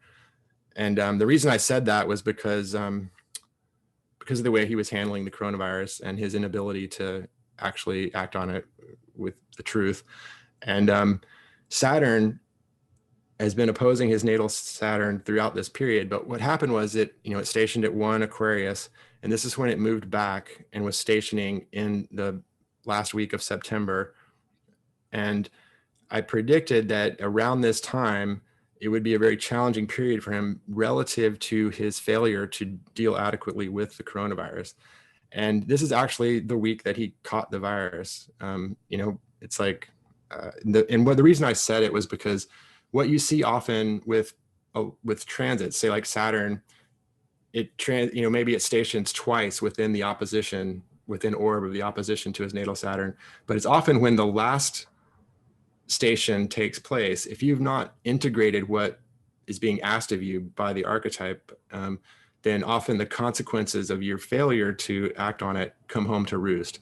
And that's why I felt comfortable suggesting that October would be a very difficult month for him, particularly surrounding his inability to deal with this adequately. So it seems as though that is a large portion of reflects what happened.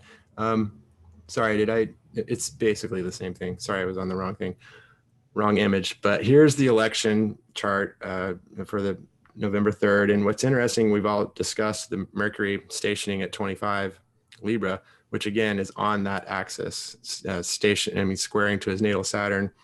And I actually just saw that there's an Axios report that suggests that he may fire Christopher Wray, he may fire Gina Haspel, he may fire other top intelligence people on November 4th. And what's interesting, what I was pointing to all those eclipses being important, this is his last interview with Bob Woodward, who he was trying his hardest to get Bob Woodward to write a good book about him. So he's telling him all he could about his goodness and stuff. But this is the very final interview. And at the very end of the interview, he says, "You don't understand me. He said, you don't understand me, but that's okay. You'll understand me after the election, but you don't understand me now. I don't think you get it. And that's okay."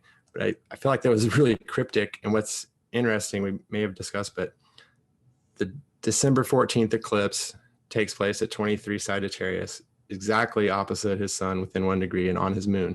So if we take instruction from the eclipse conjoining his Mars, the eclipse conjoining his Saturn, the eclipse conjoining his Mercury, and now an eclipse conjoining his sun and moon and sun, it seems to indicate the potential for shadow revelation beyond what we've already seen. He's possessed by shadow and projects it constantly on to everyone, to the other.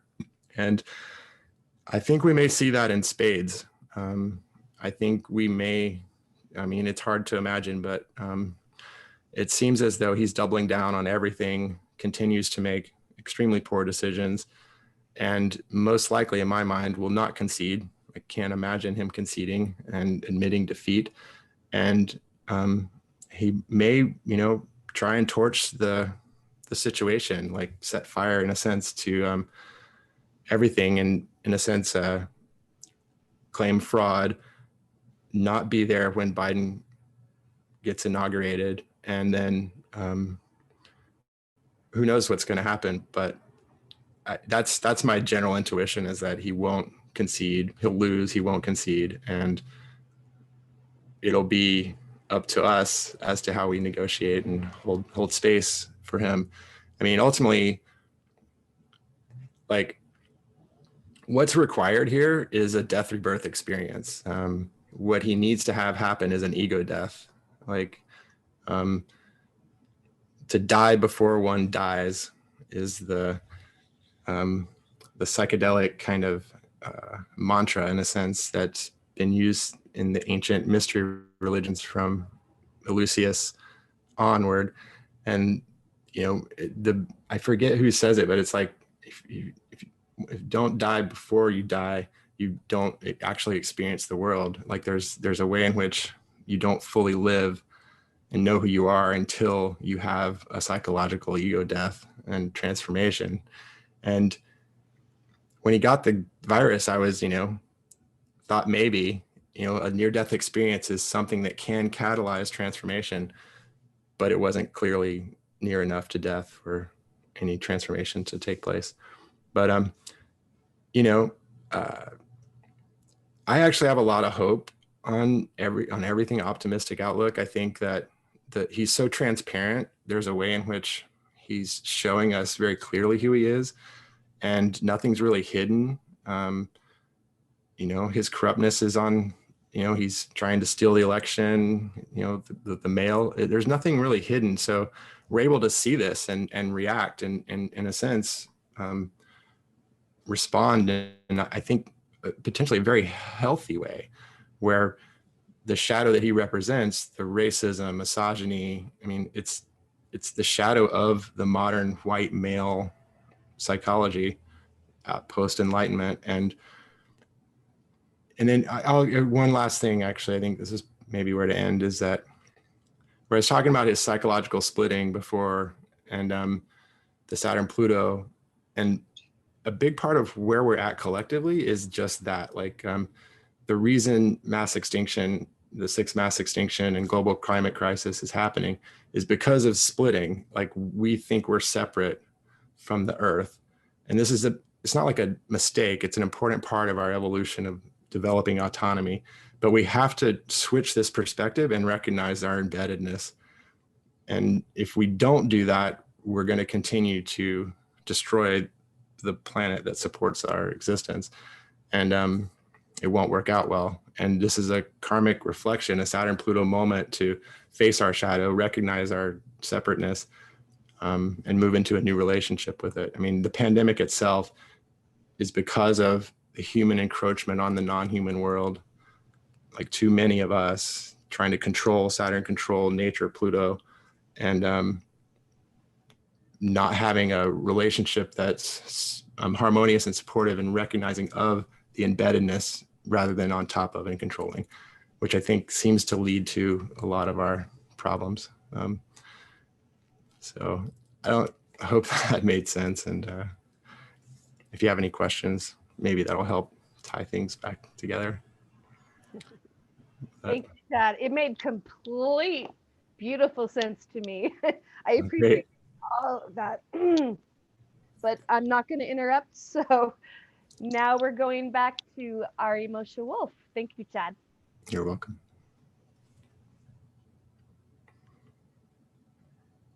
Hey, everyone. Well, I just wrote an email.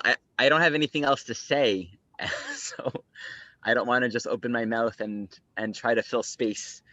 So I'm going to respectfully mute myself and just listen to what else is to be shared. Okay. All right, Ari. We really wanted to hear you, but got it. And I appreciate that. Okay, so let's go ahead and move on to Kimberly DeRosa. Hello. So I'm going to share my screen again.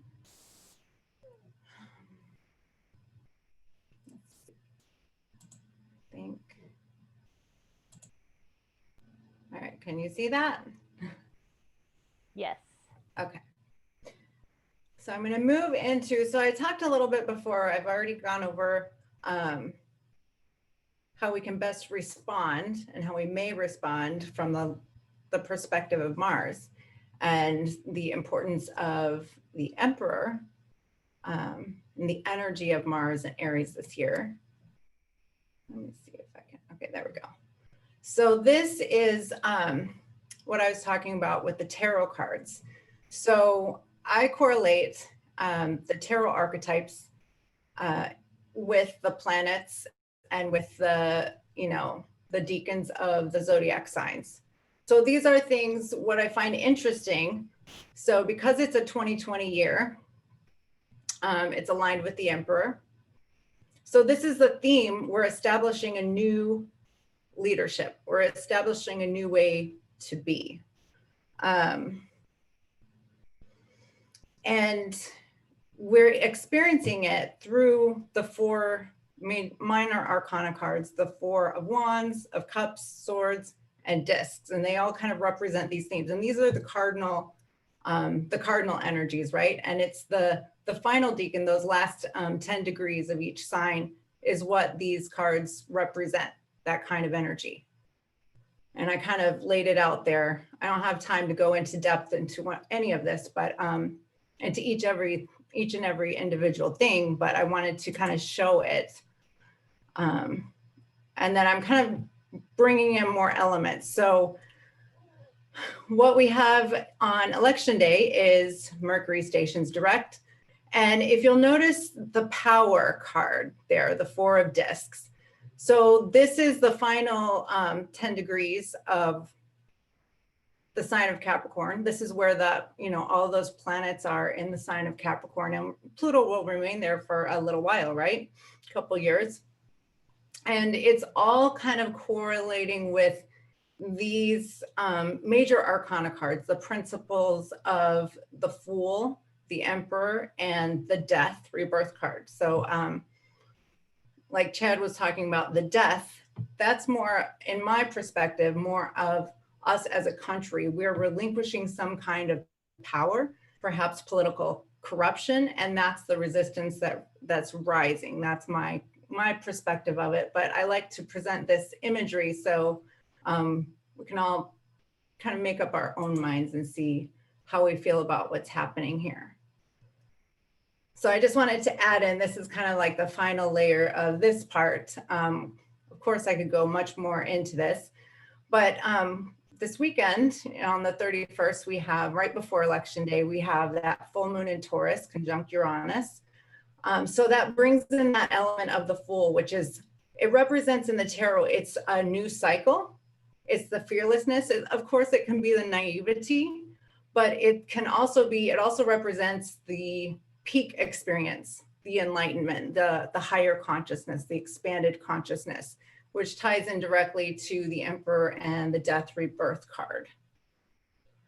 And so I find it interesting to kind of see it like this, see the imagery and how it kind of all comes together, because a central focus is that Mars aspect. And America in general is very Uranian, right? We could probably all agree about that. So this is the trinity that we experience, that trinity on the bottom, through conditions that are represented by those the fours in the minor arcana. So the symbol of the crown heralds expanded consciousness as a number 4 year, like I mentioned.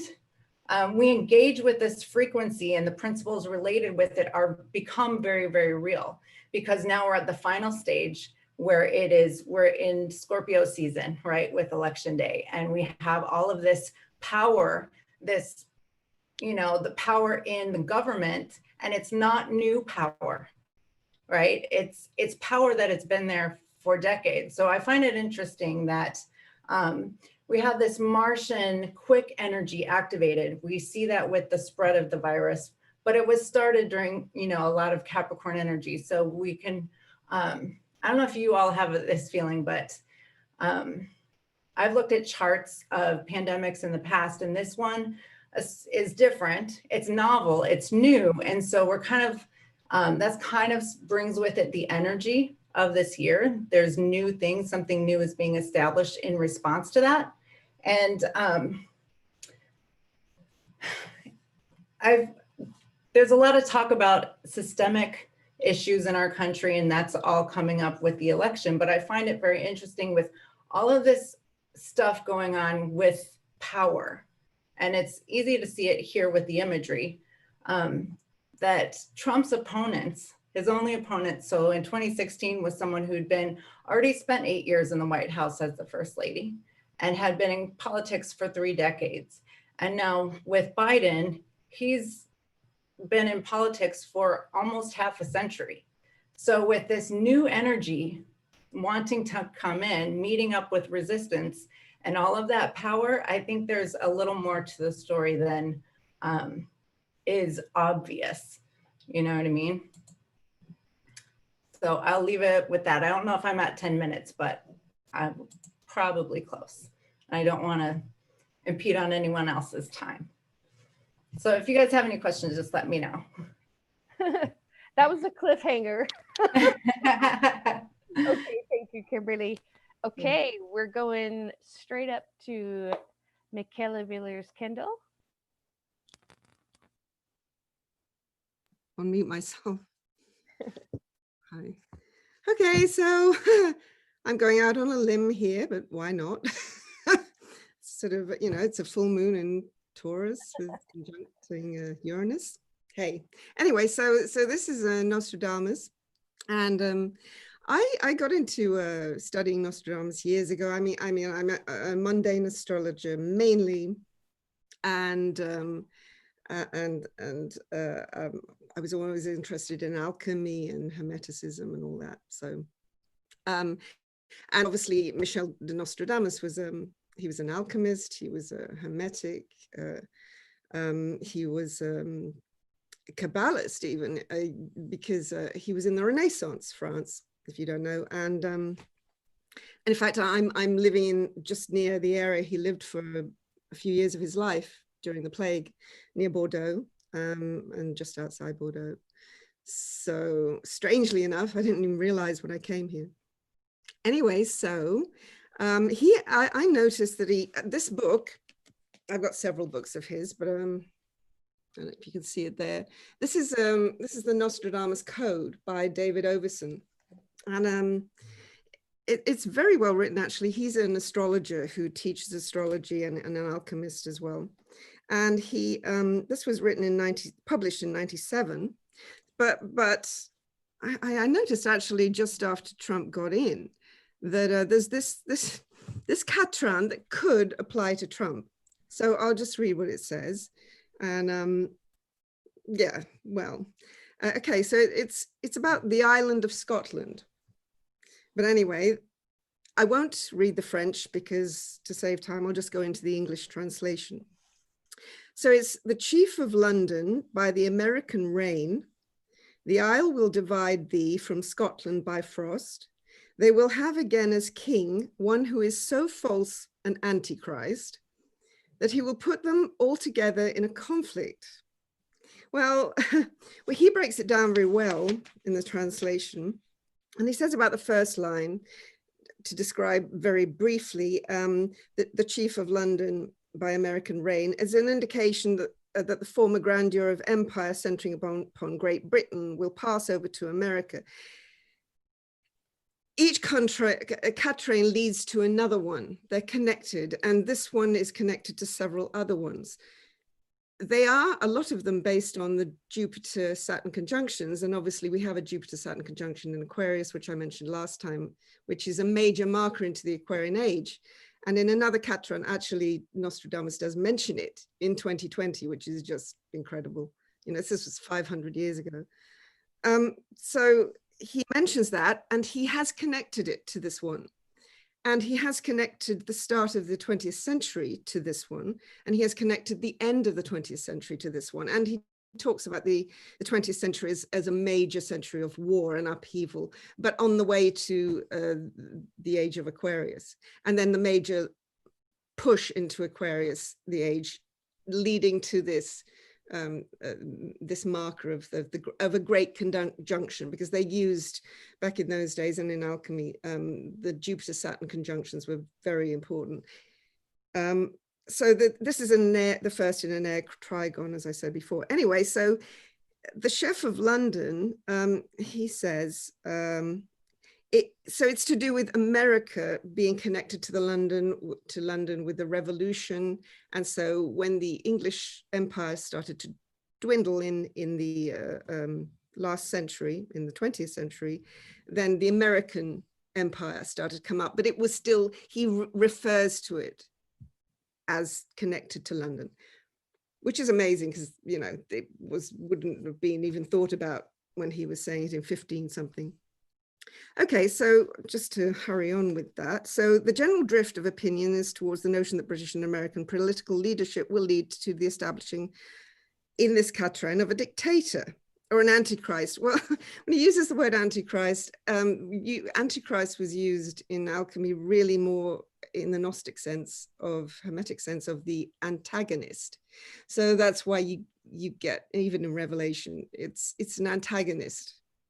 So anyway, and he describes this as the false antichrist. This is, they will have again a king, and a king, I mean, Trump does have Regulus on the ascendant.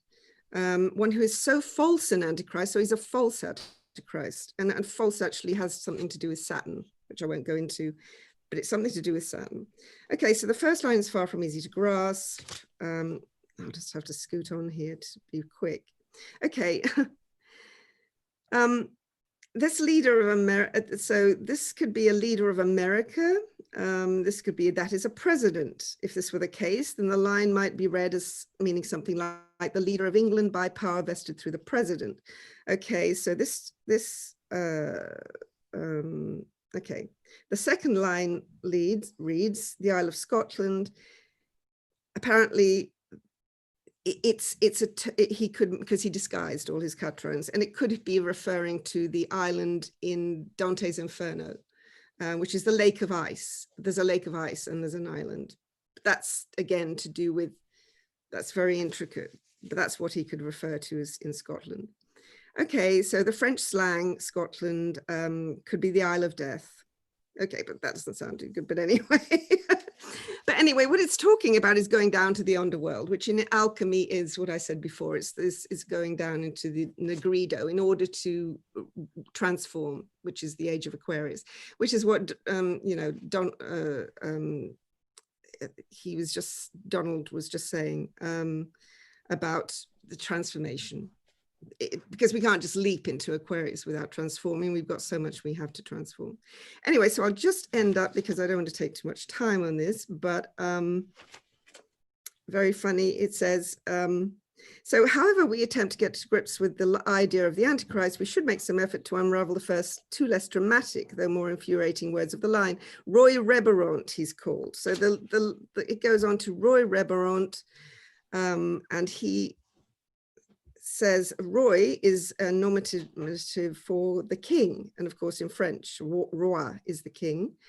Again, like I said, red, Reberon, possibly, and he says that, republic, so a Republican president, invited back with clamor. Now that's where, so he's, if this is what he's talking about, then he is predicting that this president will be invited back with clamor. So a Republican in a Republican country.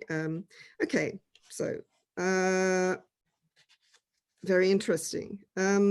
He does, and he, as I say, he does go on also, which I could bring in next time, because the inauguration, he does seem to be saying something about the inauguration date as well, and he has tied it in with the Jupiter-Saturn conjunction and everything else. So it's very possibly it is who he's talking about. In that case, he would be coming back, and it says, it ends by saying he ends by saying, whoever this Reb Ruberon proves to be, he, or perhaps she, will bring all trestos, by which we suspect Nostradamus meant that those of London and America, into difficulties. The word melee is conflict, scramble, or scrum. In the light of these considerations, the last couplet may mean they will call him back again as leader, one who is so false an antagonist, that he will put them all together in a conflict. And what we appear to have here is the prediction of a king, or more likely an important political figure, even a president of the USA, who will somehow appear to be on the wrong side. The question, I'm laughing again. Anyway, the question is, on the wrong side of what? Of history, of the United States? The individual will have the appearance of being an antagonist, and he will bring his country into a very difficult position. We almost regret having written these words, yet feel they should remain as evidence of an honest attempt to interpret a quatrain, which yet remains obscure, though being so deeply entangled in the future. Well, it might not be the future. Anyway, so that's that. To be continued. We'll see. Thought I'd throw that in. Thank you, Michaela. Yay.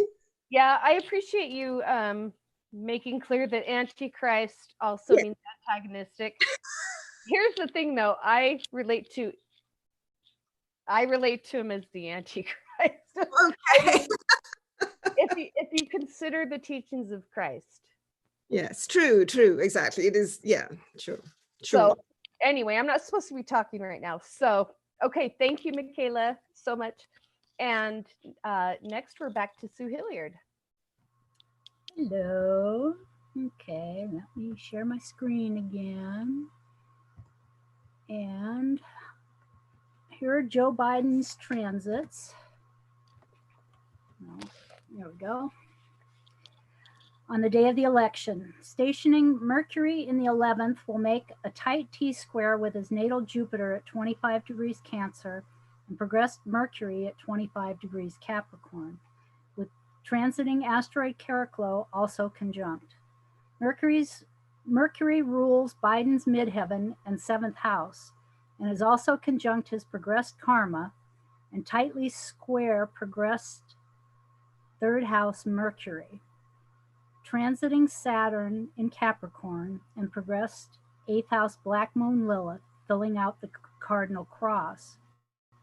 Transiting Karma is conjunct his progressed 9th house North Node and progressed Atlantis. Transiting Venus is conjunct his natal 10th house Karma. Natal Chariklo is partile conjunct asteroid Nemesis in the 11th, holding space for healing to occur, and both are opposed by transiting Mars, which is square 8th house progressed Jupiter and is also beginning to slow in anticipation of turning direct on this same degree in 2 weeks on November 13th, emphasizing them both. Transiting Ceres recently stationed direct within a degree of his Pisces South Node in the 3rd. Also, transiting 6th house Black Moon Lilith is opposite the Sun, and they form a T-square with transiting asteroid Hygeia in the 8th, activating natal Hygeia and 2nd house natal Pallas. Progressed Hygeia is conjunct natal and progressed Pluto in the 8th house. And Donald Trump's election day transits include a very exact opposition of transiting Neptune to his 1st house progressed moon, which are both square to his progressed nodes in the 4th and 10th. Transiting Saturn is within a degree of an opposition to his natal 11th house Venus. Between these two, they rule his 3rd, 6th, and 10th. He's in the midst of a lunar return, which is pretty exact on this day. His progressed North Node is conjunct natal 10th house Uranus, and transiting Uranus in the 9th squares natal Hybris. Transiting Hygeia is conjunct progressed 12th house Pluto, and transiting Coronis is conjunct natal 8th house Hygeia. Okay. Now, this is the USA Sibley chart with progressions and the election day chart as transits.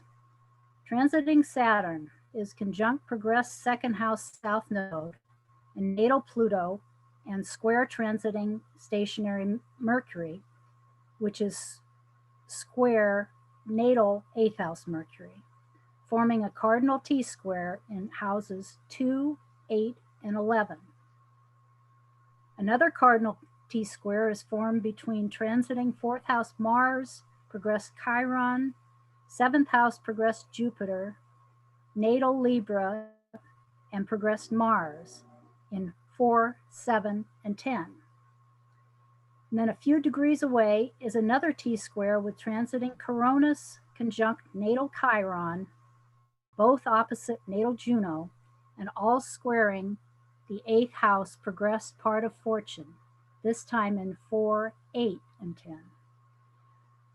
Mars will station direct and activate all of these points in some manner as he moves forward. Transiting asteroid Karma is partile conjunct progressed Karma in the 8th, and also conjunct natal Hygeia.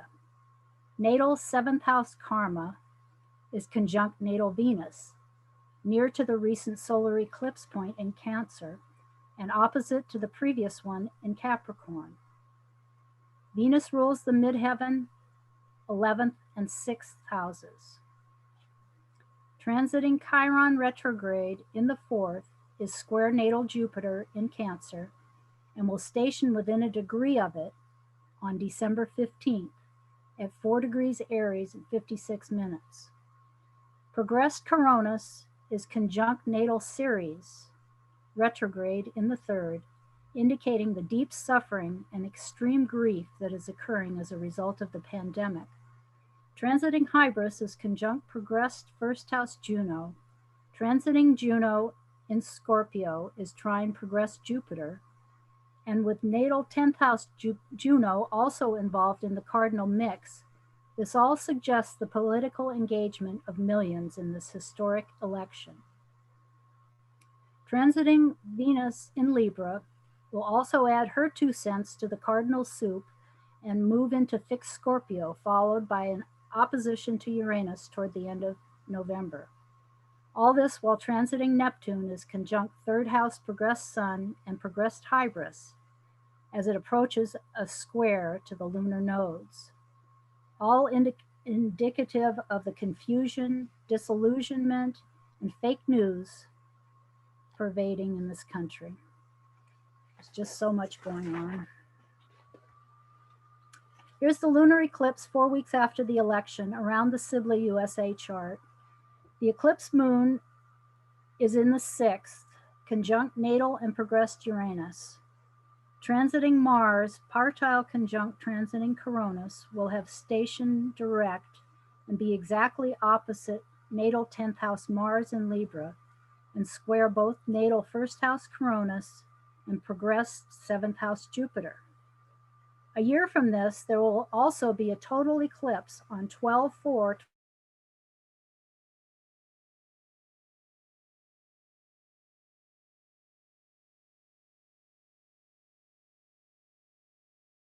2020 as we make the final approach to our Pluto return in 2022. Now, eclipses to me signify goings and comings, endings and beginnings. Here's Biden's chart with the coming lunar eclipse. His midheaven has progressed to his 1st house and just past progressed Hybris, heading for a conjunction with natal Juno in Sagittarius. The eclipse chart Sun is in the 1st, conjunct them both, and the eclipsed moon is in his 7th, conjunct natal Saturn, which rules his 2nd and 3rd houses. Transiting Mercury is conjunct his 12th house Sun-Venus conjunction, and transiting minor planet Sedna is opposite them all. Mercury rules his midheaven and 7th house. In addition, transiting Hygeia is opposite progressed 3rd house Sun, conjunct natal Hygeia, and square natal 12th house Hybris. Transiting Atlantis is conjunct his midheaven from the 9th, and both are being squared by the transiting lunar nodes. His natal Atlantis, also in the 9th, is conjunct his Chiron, and interestingly, Trump's ascendant. Trump's Mars is conjunct Biden's progressed Chiron. Also for Biden, transiting Neptune is at the very bottom of his chart, conjunct the IC, natal and progressed asteroid Chaos, and progressed Vesta. Here's the lunar eclipse 4 weeks after the election around the Sibley USA chart. The eclipse moon is in the 6th, conjunct natal and progressed Uranus. Transiting Mars, partile conjunct transiting Coronis, will have station direct and be exactly opposite natal 10th house Mars in Libra, and square both natal 1st house Coronis and progressed 7th house Jupiter. A year from this is the solar eclipse. Sorry, I'm reading the wrong thing here, I think. USA Sibley. I did this last time. I get lost with my flipping and yeah. Pardon the repetition. Here's USA Sibley with the solar eclipse on December 14th, the day the Electoral College meets. Mars now moving forward is partile conjunct natal 4th house Chiron, and opposite natal Juno. Transiting Coronis is conjunct progressed 4th house Chiron and opposite progressed Libra Mars. The eclipse itself is opposite natal 7th house Mars and Gemini, trine transiting Mars and Eris, and square transiting Virgo Atlantis, which is conjunct 9th house natal Neptune.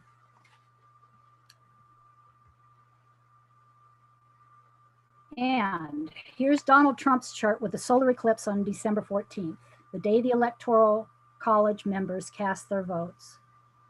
This total eclipse occurs 10 minutes of arc from an exact opposition to his natal 10th house sun and just over 2 degrees from a conjunction of his natal moon. He was born on a full moon eclipse, and this one occurs with a nodal return for him, indicating a date with destiny. Progressed Uranus is conjunct his natal Gemini sun with progressed North Node conjunct natal Uranus and transiting Mercury right on his natal South Node as well. The moon rules his 12th house, traditionally called the house of self-undoing. The moon also rules natal asteroid Karma and the natal Venus-Saturn conjunction, which is being opposed by transiting Pluto.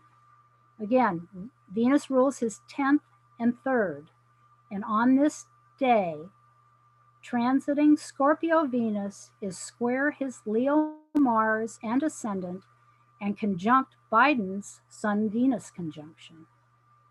Trump's progressed 2nd house Venus is getting a trine from the transiting North Node, and transiting asteroid Karma in Virgo is conjunct progressed Atlantis, which is on the midpoint of his ascendant and progressed sun. Transiting Atlantis, also in Virgo, is square his sun, moon, and nodes, and transiting Mercury is conjunct his south node. In addition to all this, transiting Neptune is opposite transiting Vesta and his progressed moon, and all are square to his natal Uranus and progressed nodes. Transiting Nemesis in the 3rd is trine natal 11th house Nemesis, square progressed Leo Nemesis in the 12th, and is heading toward a conjunction with his IC, a square to natal Mars and ascendant, and an opposition to his midheaven. Could all of this, with the eclipse being in his 4th house, indicate a coming change of address? From graycrawford.net, in his recent New Moon in Libra article, Gray says, Nemesis is a divine force of restorative balance, redistributing fortune to correct for what has come disproportionately out of balance and punishing those who arrogantly act out of balance with natural forces of change. Her presence in the decan of the Libra new moon is a warning that repercussions may be striking those who have been hubristically acting out, while also emphasizing the need to tend to whatever has become out of proportion in your life. And finally, here's the Jupiter-Saturn Great Conjunction, which is also within orb of a conjunction with Pallas and asteroids Isis and Osiris, all in early Aquarius. The following day, on the 22nd of December, Mars is conjunct Eris retrograde at 23 degrees Aries for the 3rd time, and asteroid Isis will be conjunct asteroid Osiris at 4 degrees Aquarius, 53 minutes. On December 21st, 2020, this great conjunction hails the move to the new air meetups, with at least 3 cycles completing within 2 days and beginning anew, accompanied by asteroid Angel, conjunct the South Node. After an extended period of time in Aries due to a retrograde, Coronis will still have one more meeting with Pluto, Saturn, and Jupiter, and then will meet up with Uranus and Taurus. Asteroid Asclepia is conjunct the vertex, so could this be signaling that the healing can finally begin?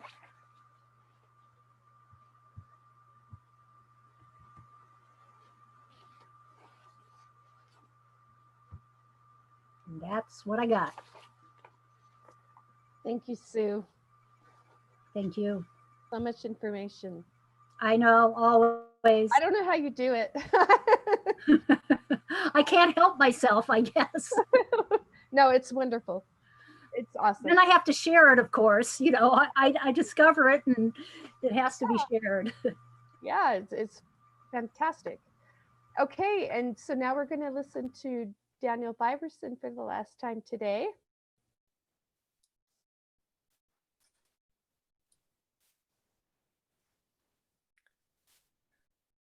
Okay, so just to pick up the thread of the self-actualization process, going to also look at the same 2 points in same 2 angles in these individuals charts, but I kind of want to walk through the angles just to kind of give us an overview of my perspective on it.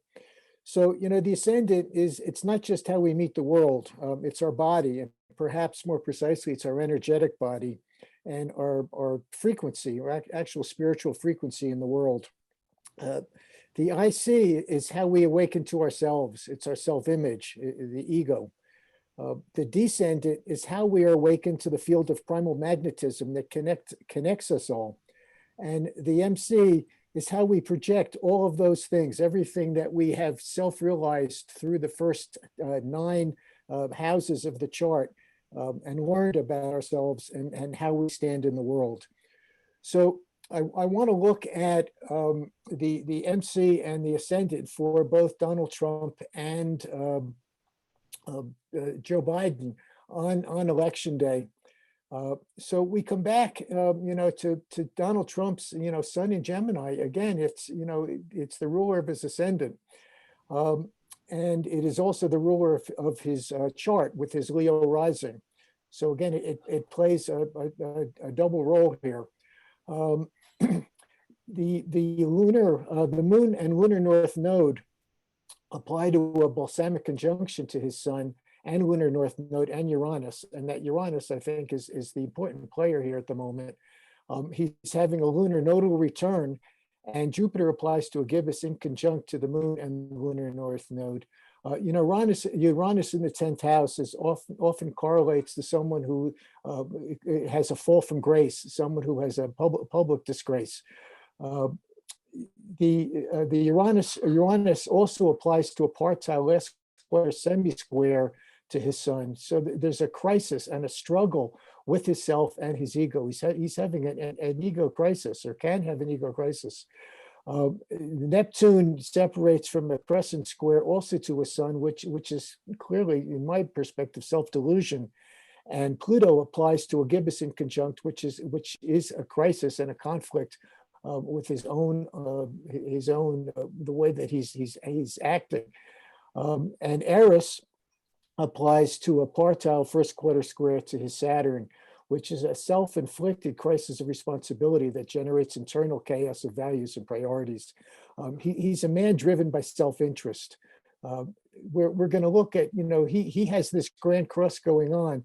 We're going to look at another grand cross in Joe Biden's chart, and they're working entirely differently because, every chart has 3 dimensions to it.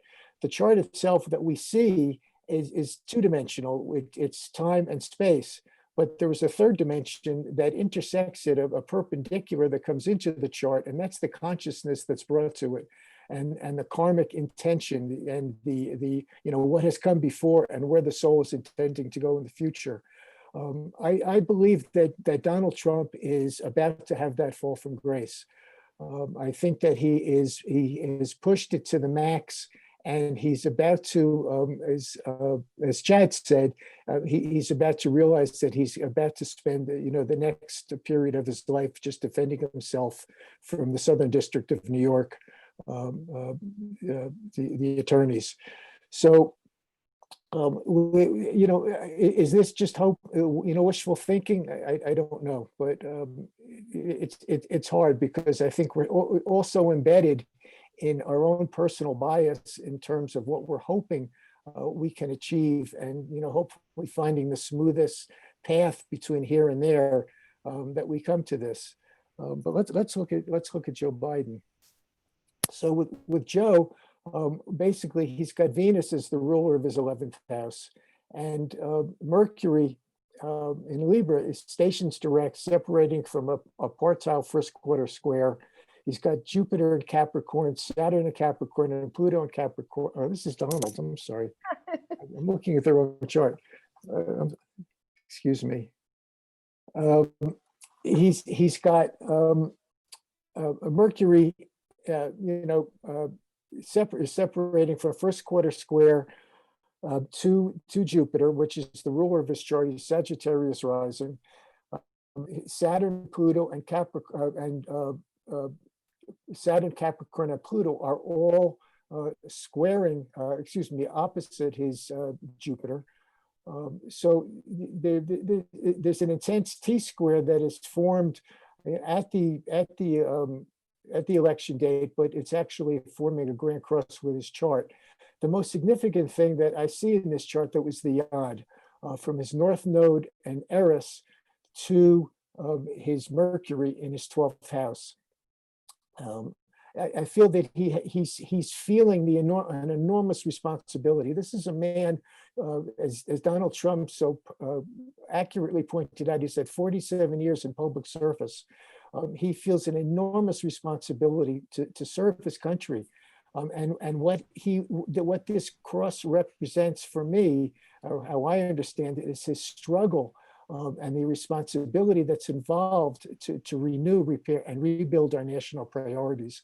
But he's taking it on with alacrity. He says no compulsion. He's not going to shy from the effort that's going to be required. He's definitely up for the role.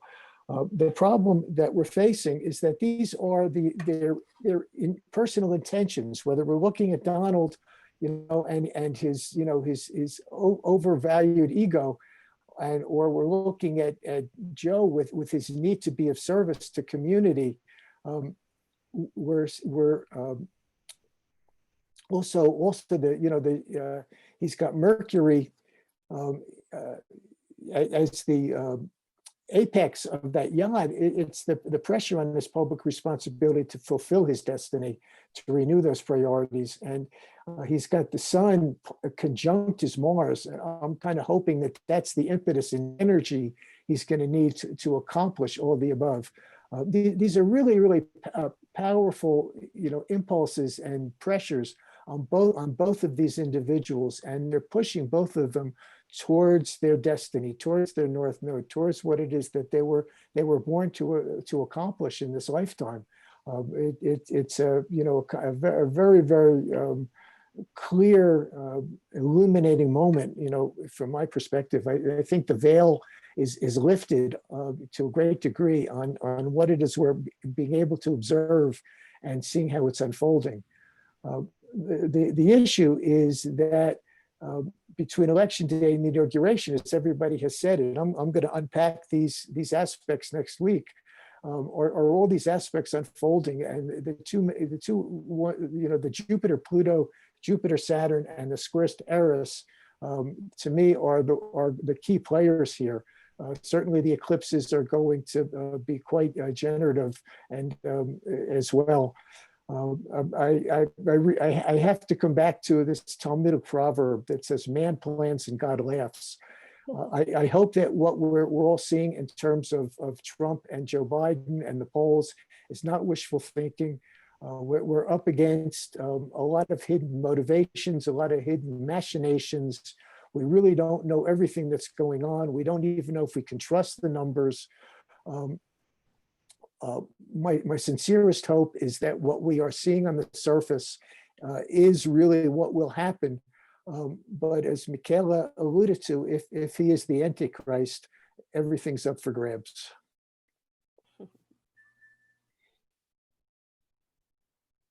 Indeed.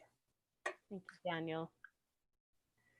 Okay, was that everything that you had, or do you have anything more? That's what I got. Okay. Linda, do we have any questions from the audience? We did have one, but she deleted it. So I'm sorry about that.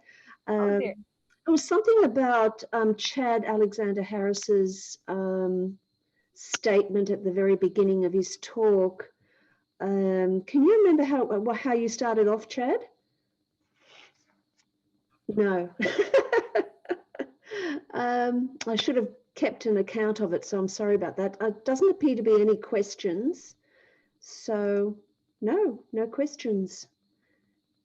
Any comments amongst, we can just chat amongst ourselves here for a while and then wind down. Just wondering what everyone's prediction is, as the next time we meet, it will be after the fact. Put ourselves on the spot. Why not? Why not? Who wants to go first? Well, I'll jump in. I think that Biden's got the numbers, and I think we're going to see the popular vote. We all know that it's going to be challenged. Donald Trump's biggest fault, I think, is that he reveals everything he's going to do. He gives himself up. If we just listen to what he said, we already know, basically the dirty tricks he's going to play. The unknown is, as I said, I think is the Supreme Court. And the other unknown is going to be the balance of, red and blue in Congress. I'm pretty certain that, and it is my sincerest prayer that Mitch McConnell and all his demon friends will all go back to where they came from. I think we're at a turning point in history. And it's important, as spiritual beings having a human experience, we learn through direct emotional experience. We don't learn because we read it in a book, or because our neighbor told us, or because our mother said we should do it. We learn it, we learn that the iron is hot when we touch it. It's just the way that it works. And we're going through that kind of experience. We've still got some pain, unfortunately, guys, that we're going to have to feel. Because from where I sit, if Joe Biden wins and Donald Trump steps aside peacefully and there's a peaceful transfer of power, what have we learned? What opportunity, what potential is there for things to really change? We're talking about a monumental evolutionary change that needs to happen. And it's these crises that are going to potentialize it. And we just have to buckle down, ground ourselves in nature, pay attention to what we really love, the people we love, the things we love. Go buy yourself something you want, just not something you need, just go buy yourself something you want. Just let go. And I would also suggest that everybody stock up on essentials, because and more than just toilet paper. We don't know what's coming, and I think we all need to be prepared. My philosophy has always been to expect the best, but be prepared for the worst. Good advice. Mm-hmm. And I recommend hand soap, because for a while there in New York, it was impossible to find hand soap. So I'm totally stocked up for winter. I totally resonate with what you're saying, Daniel. The crisis is actually much larger than America and the United States and what's happening. And but the karmic, intensity of this moment, it's like a lot of, Richard Tarnas's understanding of astrology actually emerged out of Stan Grof's LSD research. And what Grof recognized is that there's a process in birth, the perinatal process, and there's actually 4 stages of this birth process.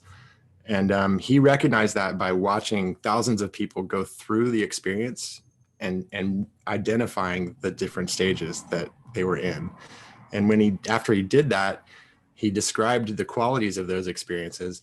And what Richard Tarnas recognized when they both discovered astrology in '76 is that the 4 perinatal matrices, the 4 stages of birth, actually correspond archetypally to the 4 outer planets. And it's not in order. It's Neptune is the first stage. It's the unitive, the first 9 months of gestation when you're in unison and connected to the mother. And then the first contraction begins the Saturn matrix, the second matrix. And until the cervix dilates, you're stuck in the birth canal and you can't, and it feels like no exit, like we're trapped in Saturn's constrictive reality. And then Pluto is the third, and the cervix begins to dilate, and there's evolution, there's transformation. You're not stuck anymore. It's not hell. There's movement. It's still torturous and very challenging, but there's motion, there's light at the end of the tunnel. And Uranus is the actual birth itself, the revelation of a new world, the epiphany, the sudden unexpected awakening. And we're in that process, it seems, in the second and third perinatal matrix. Like in a sense, like it's the success of the human species, Jupiterian success, like the same with gestation. It's the Jupiterian success of the growth of the fetus that triggers the contractions for the baby to be born. And I think that's what's happening with us collectively, or so many people, we've succeeded. And now the womb that we're in is contracting because we've reached this successful moment. But the thing is, we don't have a birth canal. There's no place to go. So the reason that this is happening, not only because there's so many of us, but it's like I was saying before, it's the nature of our relationship that we feel separate and on top of, and have some right to exploit nature. And that's what I guess ultimately is maybe that identity that we have that sees itself as separate is ultimately what's hopefully dying in a death rebirth process, and that we can transmute this current understanding. And this is so much, I'm bringing in Rick's work and stuff, but there's this way in which right now we're all separate in these kind of individual potted plants that we cherish our individuality, but we're not grounded, we're not rooted in the earth, and we have to break the potted plant to reground, but we still have our uniqueness that was forged in this separation. So last thing I'll say about it is, in that separation, we discovered the 3 outer planets. Like astrology before, when we were embedded before the Copernican revolution, is just out to Saturn. But the 3 outer planets reflect the depth of the human psyche that has evolved in the last 300, 400 years. And why we've developed psychology, in essence, is like Jung has a statement. He says, it's because the stars have fallen from the heavens that we need psychology. And it's because we've lost that connection to the gods and goddesses, and we basically internalize them, and they've become our neuroses. They are our pathologies, our complexes. And so making that transformation and realizing that they're not actually just in our heads, that we're in psyche, we're participating in the larger whole, and to make that recognition and then to move into that relationship with agency, that agency that's actually been forged in the last 400 years. You know, our sense of autonomy and personal will, like it's a crucial part to moving into negotiating the relationship. Have I gone on too long? No. Okay, one other thing then, like what's happening, Rick Tarnas is writing his 3rd book, and it's on the evolution of consciousness. And something that's important about the actual era of religion, this is understood by historians around the world. And the 6th century BC has Thales, the beginning of philosophy, Sappho, the beginning of first-person poetry, first-person lyric oration and writing, and then the Buddha, Lao Tzu, Confucius, the Ezekiel and Isaiah, the beginning of the redaction of the Hebrew Bible. There's more I'm forgetting, but anyway, it's recognized as a cross-cultural ascent of a transcendent divinity into the heavens, and that the human being that is recognized, it moved into a relationship. God mirrored, you know, we're made in man's image, that kind of thing. So we're learning, becoming divine is the idea. But in order for that to happen, what took place was, it's called second order thinking, philosophy, to think about thinking itself. Like prior to that, prior to the 6th century, our understanding of the human psyche wasn't like that. and that it emerged to think about why we are thinking the way we think at all in that period. And what's fascinating is the only period in history where Uranus, Neptune, and Pluto were all in a triple conjunction from 600 to 540 BC, roughly. It's the tightest alignment of all three planets. And what we had was a cross-cultural Uranus revelation of a spiritual numinous vision, and the Plutonic evolutionary transformative, instantiation of that new vision.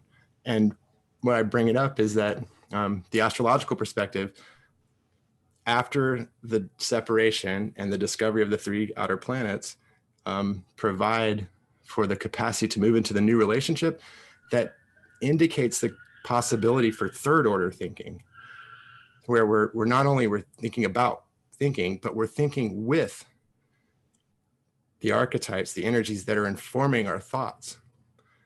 So we can, like when Mars is in a alignment with our Mercury, instead of acting unconsciously in an irritated or angry way, we can recognize that energy, identify it, and move with it with agency, that we didn't have access to that relationship and that potential understanding until the last 200 or 300 years. Does that make sense? Like we had to forge and then separate, and then the capacity to come back with a new relationship.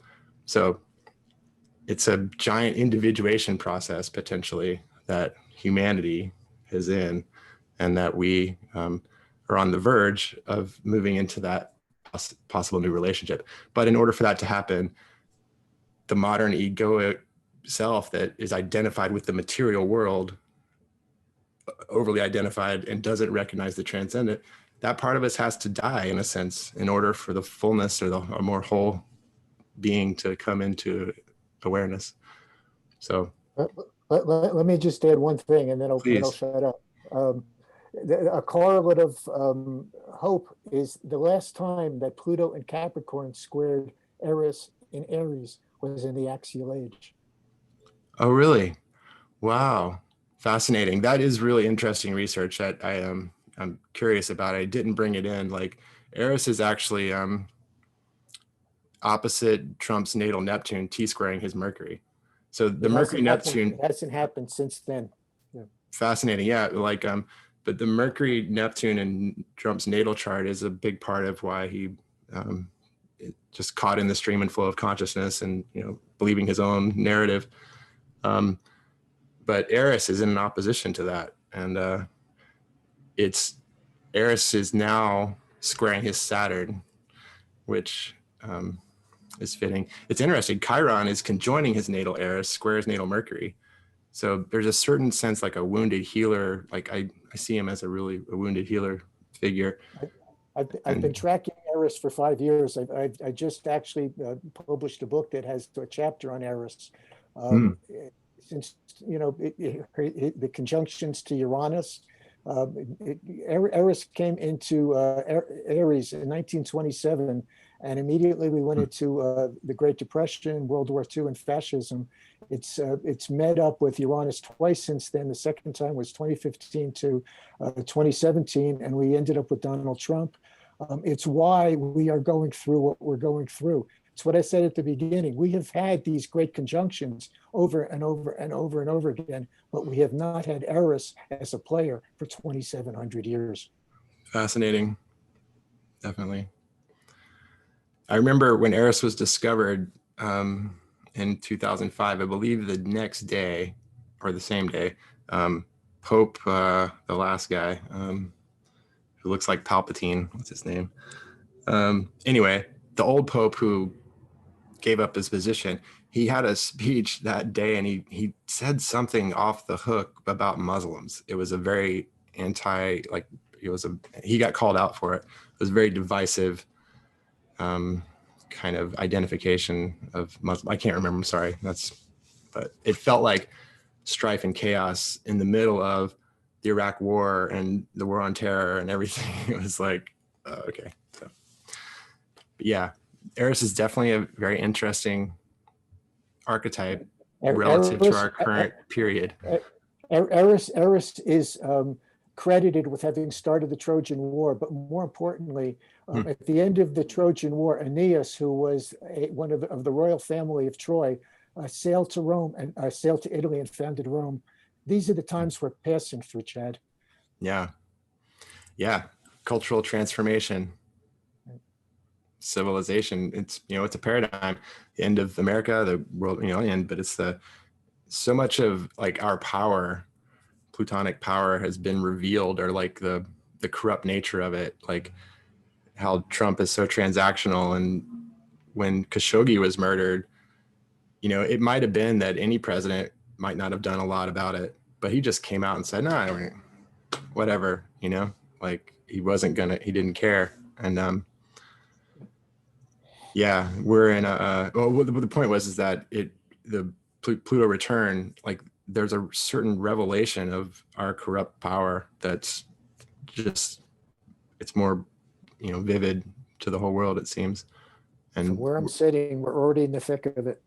Yeah, and we're retracting, which is good on some level. I don't, there shouldn't be any world powers. I mean, hopefully this is all a movement towards wholeness. The astrological perspective, as we all know, it doesn't discriminate. It doesn't favor white people, or, and it and even like a chart like Trump's, I mean, it's an amazing chart, right? I mean, like there's so much in a sense, potentially potently powerful in helpful ways, but yet that's not the way he embodied it. So it's not that the chart produces a negative person or person who's out of alignment. It's that's the way he's embodying that chart. That's the way I see it anyway. He's a cultural homeopathic remedy. Yeah. And as far as the Antichrist piece, he literally is Antichrist-like in that the 7 deadly sins, he embodies all of them, greed, sloth, even, like he won't read, he won't do the work, wrath, lust, envy. Lawlessness is at the top of the list. Yeah. Lawlessness. And dishonesty. Yeah. But hey, I'm really hopeful. I mean, look at what's happened, and this is going to be the largest turnout in history. He's going to lose the popular vote by 15 or 20 million votes. He's going to lose everything. That's my guess, and I think he'll lose the popular vote by 15 or 20 million. And I actually think it looks like he's going to win North Carolina. Biden will win North Carolina, potentially Florida. We may know on Tuesday that Biden won. We may know early. If North Carolina goes and Florida goes, which they count early, they know by 8 o'clock. At that point, it may not matter because whatever suits he brings, challenges. Here's what I think will happen is he won't concede. He'll claim fraud, and then when he does it about a state that's clear that it's not, there'll be like 8 or 10 or 15 Republican senators who are trying to keep their jobs or have kept their jobs, who will break from him and will say, this is wrong, you lost, and we're gonna finally step up and say something about it. Because I don't know, that in order for them to maintain any integrity in the Senate moving forward in the next year, they would have to, or the next term, they would have to, I think, not go with the traitor who's bringing down the country. Yeah. But hopefully he's going to clean out the swamp. Well, Yeah. I mean, so far, I would have said that back in the impeachment days, like after the impeachment, Right. I would the same thing, and they don't. So Right. let's not hold our breath. I think I saw Kimberly want to say something. Were you trying to say something, Kimberly? Oh, I was just asking if that was their predictions, Oh, because that's what we're doing. yeah. I do want to point out we do have a question from the audience from Monty.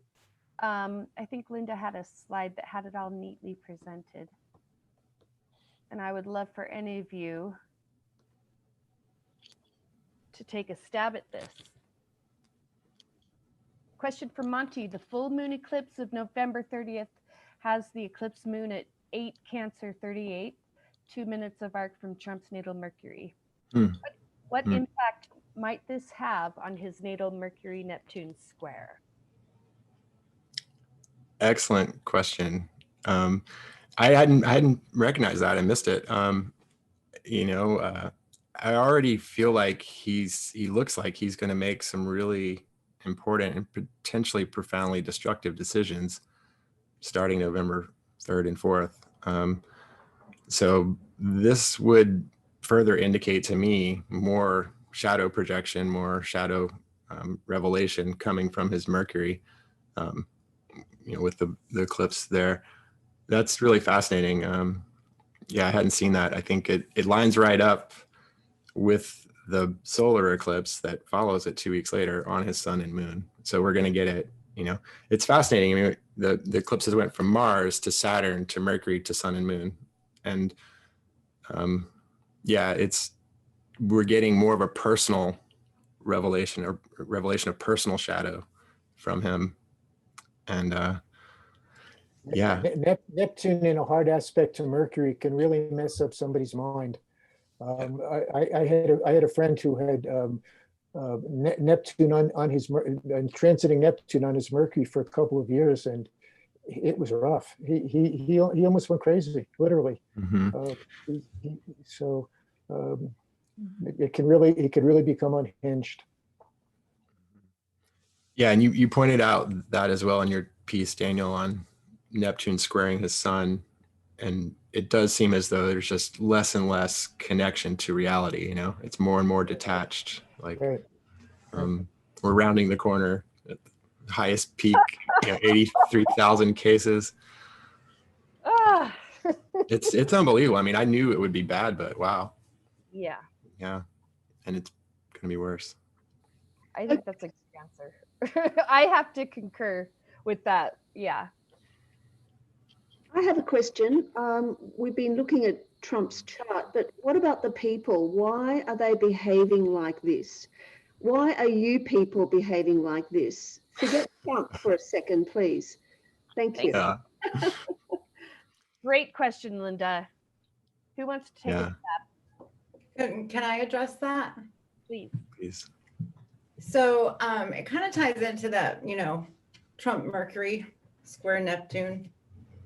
I feel like there is, Trump's adversary is the media. And he's, just like Chad said, like he's very transparent. You know what he's thinking. And he could arguably be the most transparent president we've ever had. And so this disrupts the system, and it calls in, it calls in all of the dark, heavy shadows that have been so secure in the government, in the institutions, in the systems, in the media. And it's a big power grab, is my view, is that they are all going after this one. He's the scapegoat, and the people are getting all kinds of disinformation, misinformation, censorship. All kinds of things are being thrown at this, making it very convoluted, making it very difficult to make a decision to move forward. I think that it's very confusing because we kind of lost who we were. When I was looking at the astrology and the tarot and everything from last year, I was really surprised by, I was kind of focusing more on the moon because the nodes of the moon were the North Node was in Cancer. And so that was kind of my primary focus, the filter through which I saw everything. And all of those moons, those big important moons, aligned with tarot cards that embody the total loss of spirituality, the total separation and isolation from spirituality. So enter 2020, and we have this mass crisis, and who's in the White House? Somebody who is not afraid to say whatever they think. And so it kind of adds more drama, but that's kind of what we are. We're kind of dramatic. We are the explorers, like I said, with the Mars phase. We have, if you use the Sibley chart, it's a Sagittarius rising. It's an adventure. We're going to try all different kinds of avenues, and it's great. It's a great experiment, but we just have to come back to, you know, we need to focus on the free agency. I think that's getting lost in the whole grand scheme of things. And I think I really do go back to, you know, I think with so much hatred for one person in office, you're missing the bigger picture, because it's about the American people. And when it comes to, you know, the American people elected that president, and then those who didn't have kind of, it's polarized our country more. And so it doesn't really matter so much who actually wins the election, because it's up to us as people to find a way. And then I feel like it's kind of backwards. You know, the leadership represents us. We have to kind of work together as a society to create better leadership, because then the leadership will reflect back to us what it is that we are creating and embodying in our society. So I know that's controversial, but No, that's it's my great. opinion. I'm glad that you provided that counterpoint. But the question that you just like dug up for me is, how can you have transparency when it's lies? You can read his psychology and know what he's thinking, but he's not, I mean, and he says what he thinks, but there really isn't transparency. We have to dig to get we need the media to get the transparency.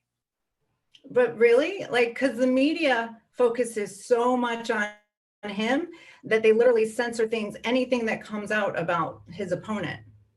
And so we don't get that story at all. And so it's 100% on Trump.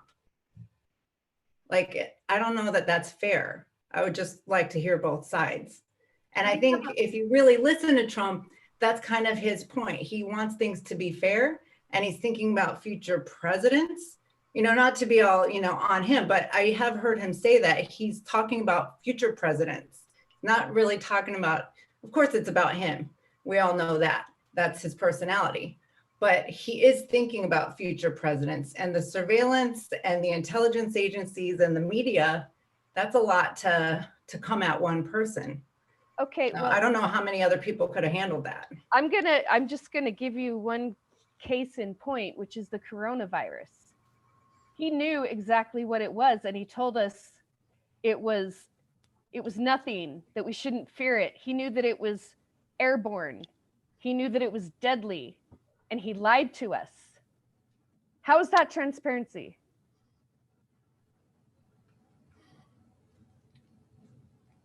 The transparency was, it's a crisis. So if you are a mother and you know of you have some news, are you going to just tell the whole story to the kids? You have to actually come up with some kind of plan.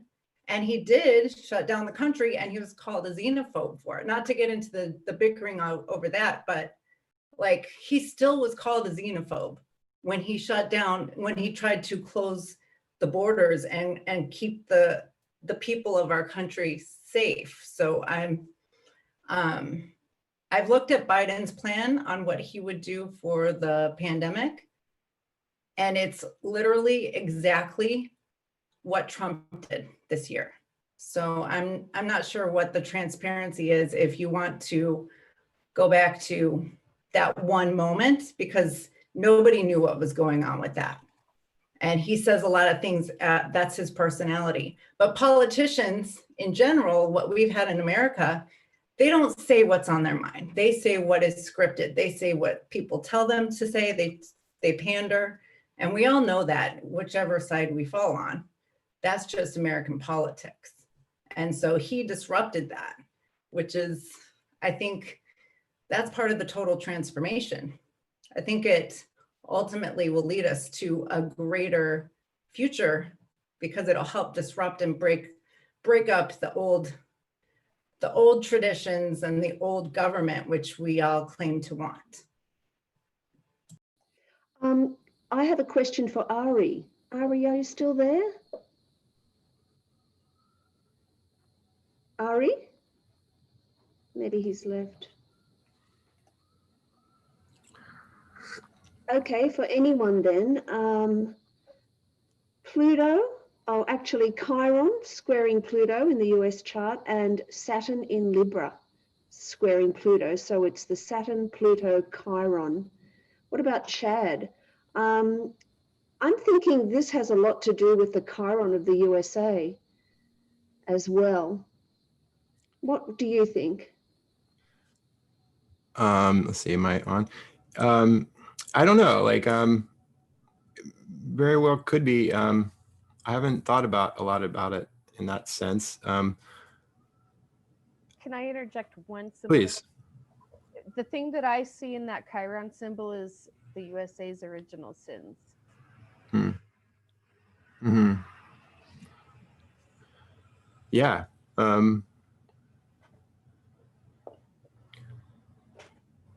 Yeah, honestly, I haven't. Your line of thinking, but No. Please. Linda, what I see in that is, you know, the original founders, the settlers, the pilgrims, whoever we trace this back to, were all exiles and refugees. They had lost their own homeland, so they came here wounded, and so they had no compunction. They had no reluctance to take, you know, anybody else's homeland, you know, along the way. They transferred the wounding that they experienced to all the Native Americans, you know, to all the indigenous people of our the two continents, actually. So that's how I see it. Daniel, what about in terms of polarization? Saturn in Libra, opposite Chiron, and both of them squaring, T-squaring Pluto. I mean, that really encapsulates it for me as an outsider looking in. And what you're going through now is like just perfect. Like you need to go through this and, you know, there's no right or wrong. It just needs to be played out. Saturn and Pluto was a reinvention of self. I was born with Saturn conjunct Pluto, and I've reinvented myself 4 times. It's what we're going through, and the square, you know, this last quarter square is the hard one. This is where we have to close the cycle. Daniel? Mm-hmm. Yeah.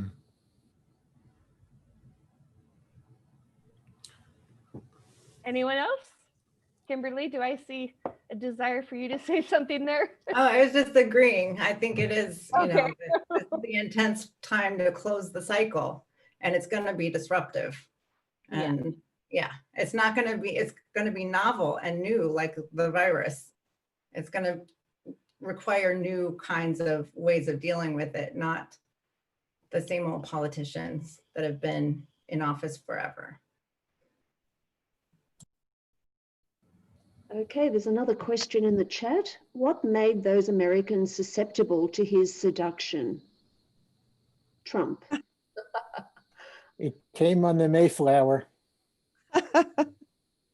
Seriously, A little more. xenophobia has been here since day one, and I have an older gentleman who's a friend of mine who was a professor of history up at the University of Colorado, and one day he explained to me that the roots of the American Civil War came from the English Civil War 100 years earlier. We just inherited, you know, and it's an unknown part of history that for the first 170 years we were British, with British customs and British traditions and British morals and ethics. These are all things that we brought from the old world. They're, you know, it's been rooted in our civilization, in our culture ever since. Yeah, and also that drive for empire.